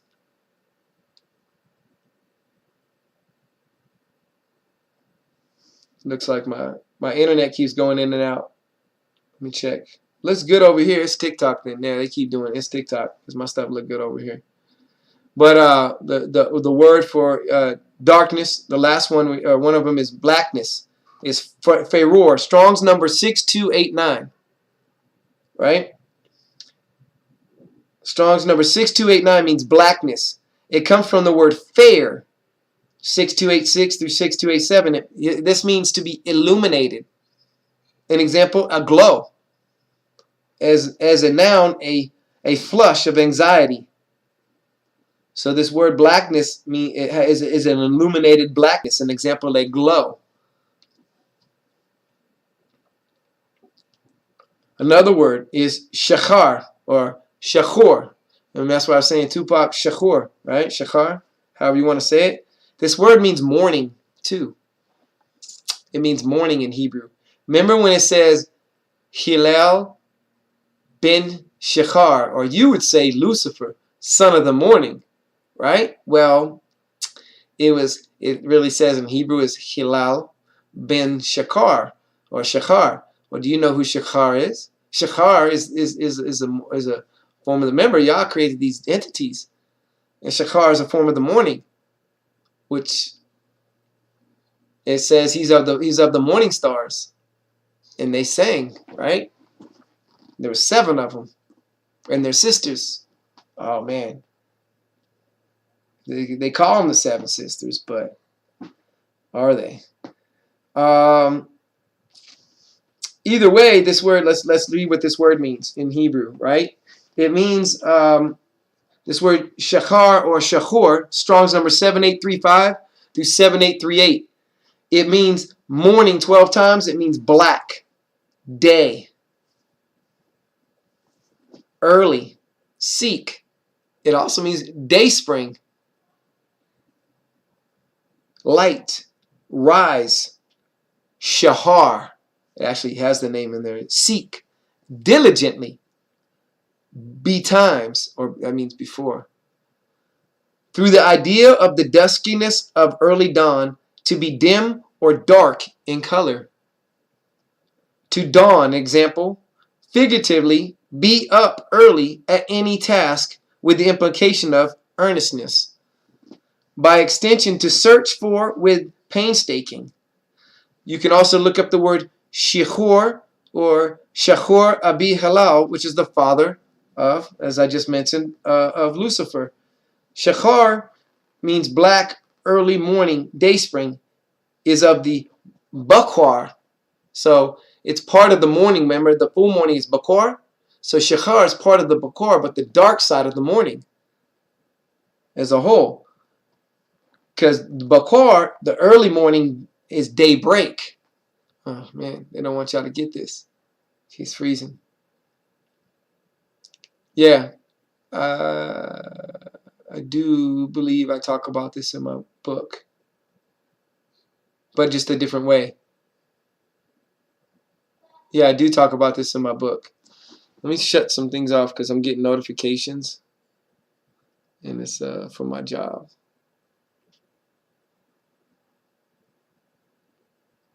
Close other things, you know, they be taken.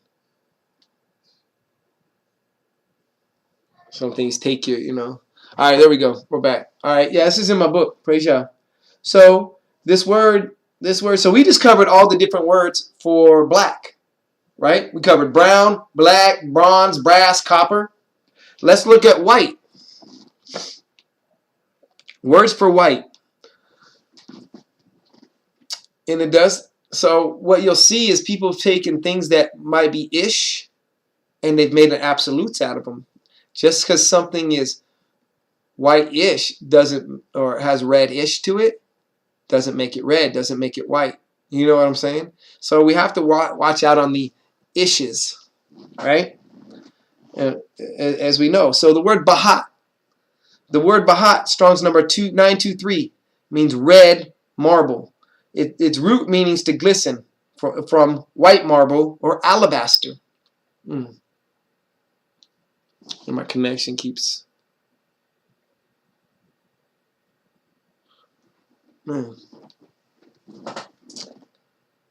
Oh, it is going back and forth a little bit. All right, we might be back.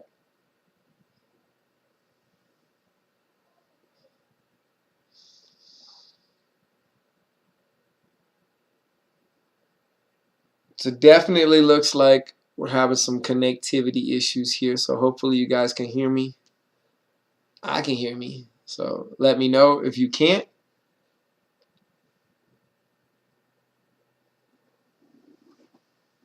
So if you could, like, yeah, is anybody of the few people that are here, if you could say if you can hear me or not, that'd be cool. If I'm freezing or not.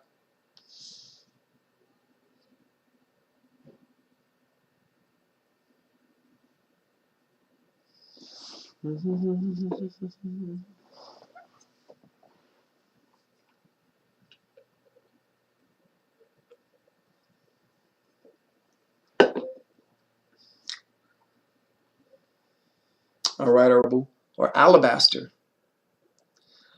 Another word for white, in a sense, right? Some of these aren't, I want to cover everything. I didn't want to leave anything out.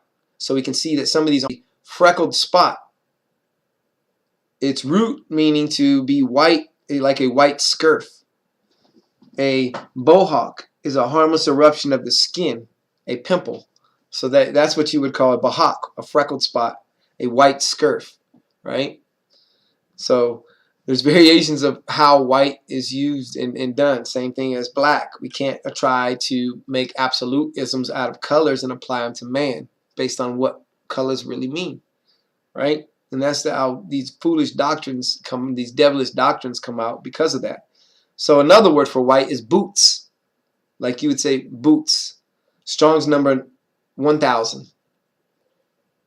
So Strong's number 1000 for boots is, it means fine linen. Fine linen, white linen. Its root means to bleach. An example, be white. Cotton of some sort. Because cotton is white, naturally, right? So fine linen made from cotton. Fine linen made from cotton is white, and that color is called boots, and this is the color that's referred to as the garments of the chosen, is boots, fine linen. So the bride is going to be arrayed in boots, and that's how it's said in Hebrew. The zadik at the end, the tz, boots, boots. You hear that sound? It's not boot, it's boots with the tz or ts, however you might say it, how you can get it out, but it's boots. Another word for white, right, is bitza. The word bitza is Strong's number 1000. And what that is, it's egg. The bitza is the egg. And why it comes is from the same as the word boots that we just covered. An egg from its whiteness. And that's why they call it the egg. They call it a bitza from. They call it a bitza from its whiteness, from boots. That's why egg is called the bitza in Hebrew. Another word is dar. The word dar, Strong's number 1858 through 1870. And this word, we're talking about the color white right now, is dar. It means generation. White. From the same as the word darur, and we're going to cover that next, it's a pearl. From its sheen or rapidly turned, sheen is rapidly turned. It's a pearl stone, right? An example, mother of pearl or alabaster, corresponding to dar, or dare, which is a different word, Strong's number 1752 through 1756. It also means an age, this word for white or generation or an age, dar, Strong's number 1858 through 1859. Now another word is darak, drak or darak, right? Down, a treader, tread upon, walk, come, drew, guide, go over, lead forth, shoot, tread out, thresh. Miscellaneous 53 times, which means along, away, because of, by, conversation, custom, eastward, passenger, through, highway, pathway, wayside, whiter, whithersoever. Route, to tread, to walk, also to string a bow, by treading on it in bending. This is the word darak, which also means whiteness, right? A course of life or mode of action is synonymous with the words erach, Strong's number 732 to 735. Also synonymous with the word nathib or nathiba or nathaba, which is Strong's number 5410. And that's a word for white, which is darak. So the next word that we'll cover is the word hur or char, Strong's number 2352 through 2358. And this word is the word for hur, H-U-R. The word her, as they call them, her. Also for a hole, it also means white. It means a cave wax. It means a cave wax pale. A cave and wax pale. It's from an unused root meaning to bore. The crevice of a serpent. The cell of a prison. White linen network. It means white linen. It also means a network.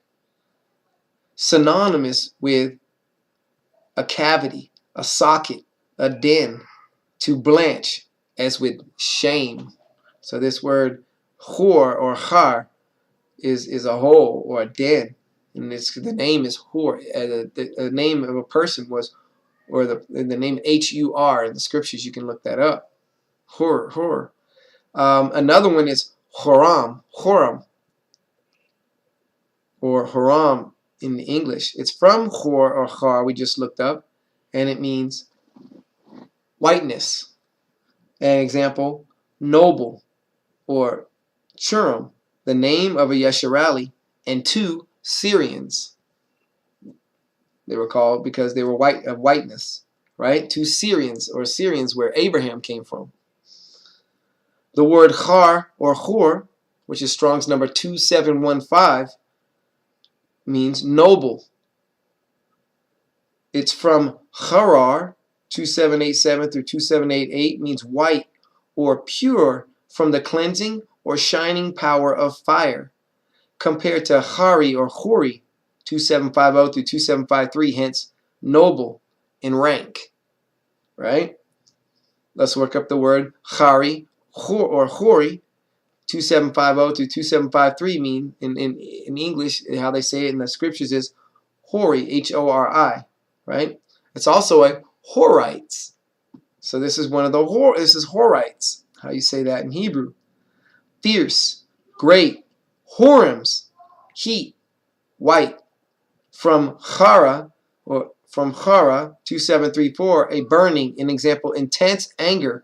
From Chare, come, white. From Lebanais and Lebanah, Strong's number 3838 through 3843, to make brick. The word Lebanais or Lebanah, Strong's number 3838 through 3843, in English it's Libna. Altar of bricks, or just bricks. It refers to the moon, the white moon, right? Popular, like a white popular tree. Lebanais or Lebanais, Lebanah, or a tile. One of the Nathim or Nathun, the Nethanim. So Lebanais or Lebanah was one of the Nethanim. From, or Leban, the white mountain range in Yisrael. Lebani, which is Strong's number 3845 through 3846, which is Libni, or a Libnites. It's from Laban, so they're of Laban. Also, it means white. It's Libni. He was a Yisraeli, a Libnite or descendant of Libni. So what we're seeing here is colors, man. all these colors were all these different people of all the scriptures. Because Laban was Rebekah's brother, Isaac's wife, whiteness. Okay, let's go further. Laban was the father, Syrians, right? The father of Rachel and Leah, who married who? Jacob. Tell y'all, this color thing is whack. It's a doctrine of devils. They want to separate instead of unite. Because you know why? They know they can divide and conquer. So if they can divide people, especially the people of Yahuwah, into various castes selection, then they want to rule over each other based on the... Look, it's nothing that ain't been tried before many times throughout history. It's nothing to do. It's just a representation of power control. It's going to fail. Yahuwah's coming to set up his kingdom. Outside of that, you ain't setting up nothing. Yahuwah's going to set up his kingdom. Once he destroys this, we're all going to die or be received. I was saying that word. We're all going to pass away or be received up into a cloud. Right?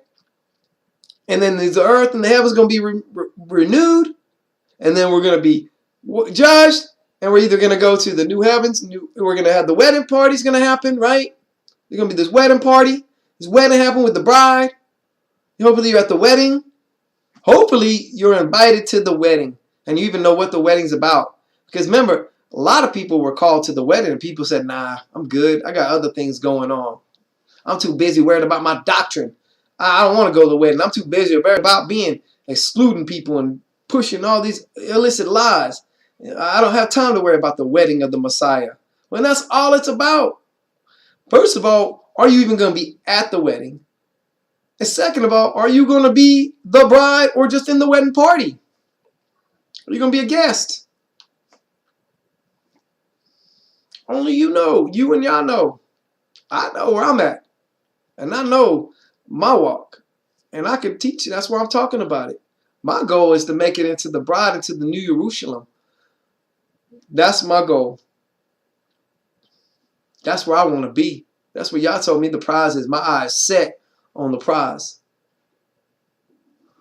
So, with that said, does anybody have questions, man? I just wanted to cover some colors and go over because, you know, let's color red real quick. We got to cover red. So, red, Edom, or first. And he called him Edom. Aish. It means men. It also means Edom. It means Adam, right? Low man, men. Edom, Adam. Edom and Adam mean the same thing. Did you know that, right? Adam and Edom, or Edomite and Adamite, it's the same thing. Red, Edomites. Dyed red, Idumea. A sardius stone. Ruddy, hypocrite. A common sort. Name of the first man. Aish. The first Aish was named Edom. The name of the first man also a place in Yesharel. It means rosy or red. As in Bresha 25:25, it's Edom, the elder, a garment, or some other red gem. It's synonymous with Aish. Strong's number 376 through 377. Anush. Strong's number 582. Baal. Strong's number 1166 through 1169. Gabar. Strong's number 13. Edama. Strong's number 126 through 128. It means land 123 times.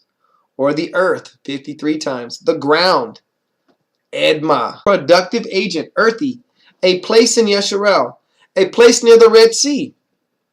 Synonymous with Eratz, which I mean, or Edamani, Adamani, you could say Adamani, right? Adamani means ruddy. That's where you get the word ruddy. Red. From Edom or Edom, Strong's number 119 through 124, it means reddish. Of the hair, which means, you know, it'd be like red marble, right? Or synonymous. No, it's just, that's it.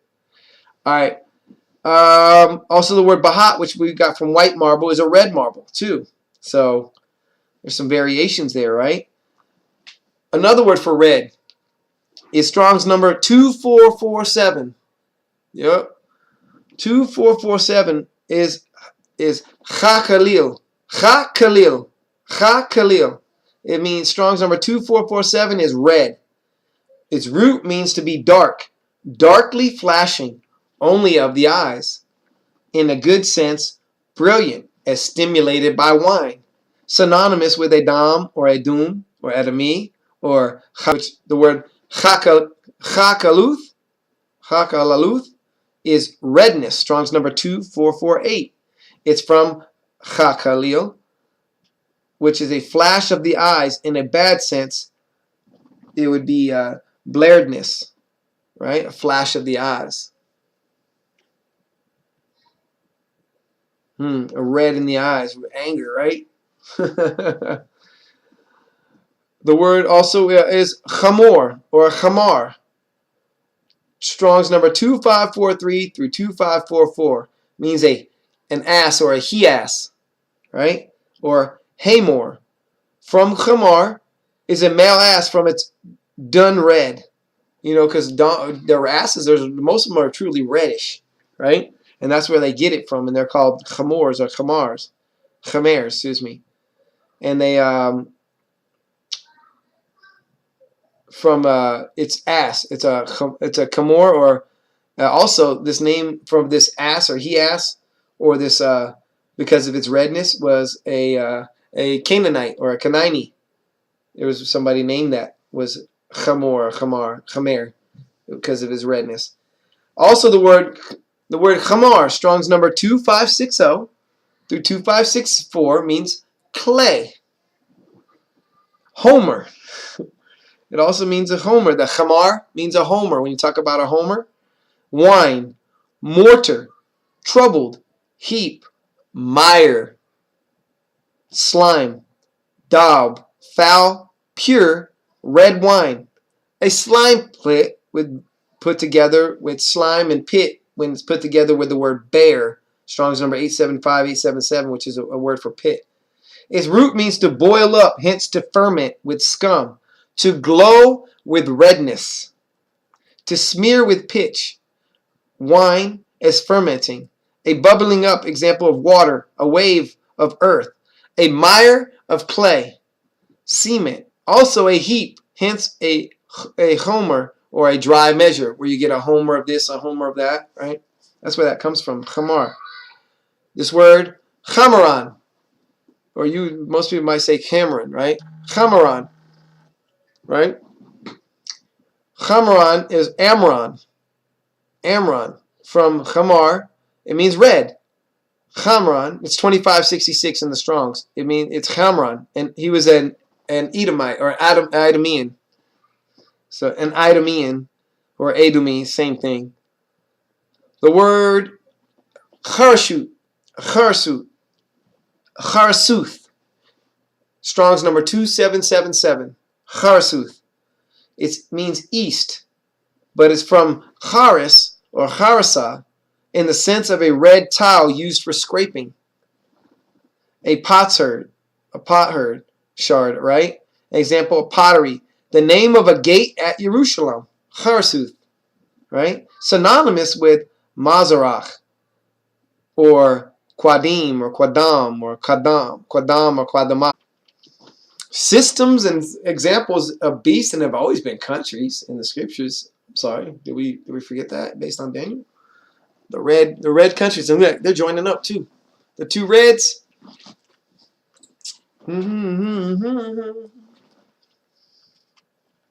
Check it out. So we got, what else is the red here? We got, check this out. Caramel. We want to say caramel, right? Caramel, it's Hebrew. Caramel. It means crimson. Foreign origin. It means it's carmine. It's also a deep red. Caramel is a deep red. It's a Hebrews number 3758. The word nachush. Remember we went over that, which was a brass, right? It's from nachash in the sense of ringing, in a bell metal, or from the red color of the throat of the Nachash, 5172, 5176. The serpent, as demonstrated when hissing. Coppery, an example, hard.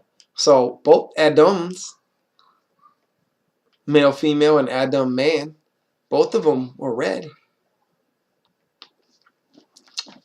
Yeah, man. Here, let's finish this last one.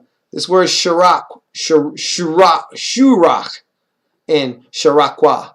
So you got Shurach, and Sharakwa. Strong's number 8319 through 8322.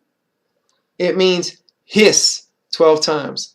A hissing, choice wine, noble wine, speckled. A root to be shrill. An example, to whistle or hiss as a call or in scorn. Bright red, as piercing in the sight. An example, bay, redness. A vine stock, or one yielding purple grapes, the richest variety. And also a derision. Man, we covered a bunch of colors because I think we had to get rooted back into what colors actually mean and what they are. And understanding we're man. We're not a color. We're not a color. And we're all of what would be called the rainbow, right? The rainbow is Chashat, right? Chashat Anan. It's above the clouds, right? Chashat. The word Chashat is the rainbow. It's 7198 through 7199 in Hebrew, and that's our sign. That's our covenant. That's our color. We are all colors of the spectrum. All of them. All of them, yeah. And then you even have the thing when you go in to look up the word clear. It's probably it's different than specifically than what is white, and it has some similarities, but it's different. Matter of fact, usually your natural family, the ones that are gonna be that persecute you and ain't gonna give you no honor. Like, you know, you're just one of us, so to speak, right? Us, right? Which what? What does that mean, man? When I say us, I mean believers in the Messiah, in the body. I say us is the body of Messiah. So us is the body. If you're not of us, which are believers in the Mashiach, Yahusha, that leads and guides us to you're lost, and you're going to be pushing somebody else's, which is going to be a fiction. Because remember, the color of everything is a fiction. And that's what allows people to come in with a color. Next time, whoever knows, hopefully my wife will be sitting here next to me. I just want to thank y'all for having a strong woman next to me, and because, you know, we got to remember the concept of a bride, and even as men, we have to learn to be a bride. So humility before exaltation, humility before exaltation is the key to growing up in Messiah. That's why you have to be born again as a babe before you can become a man of Yah. You have to be a baby in Yah, and we need that blood. Don't ever forget that, because that's the root of all this and the forgiveness. Yeah, I do in my book. All that's in my book also. And then, yeah, all his word is his laws, right?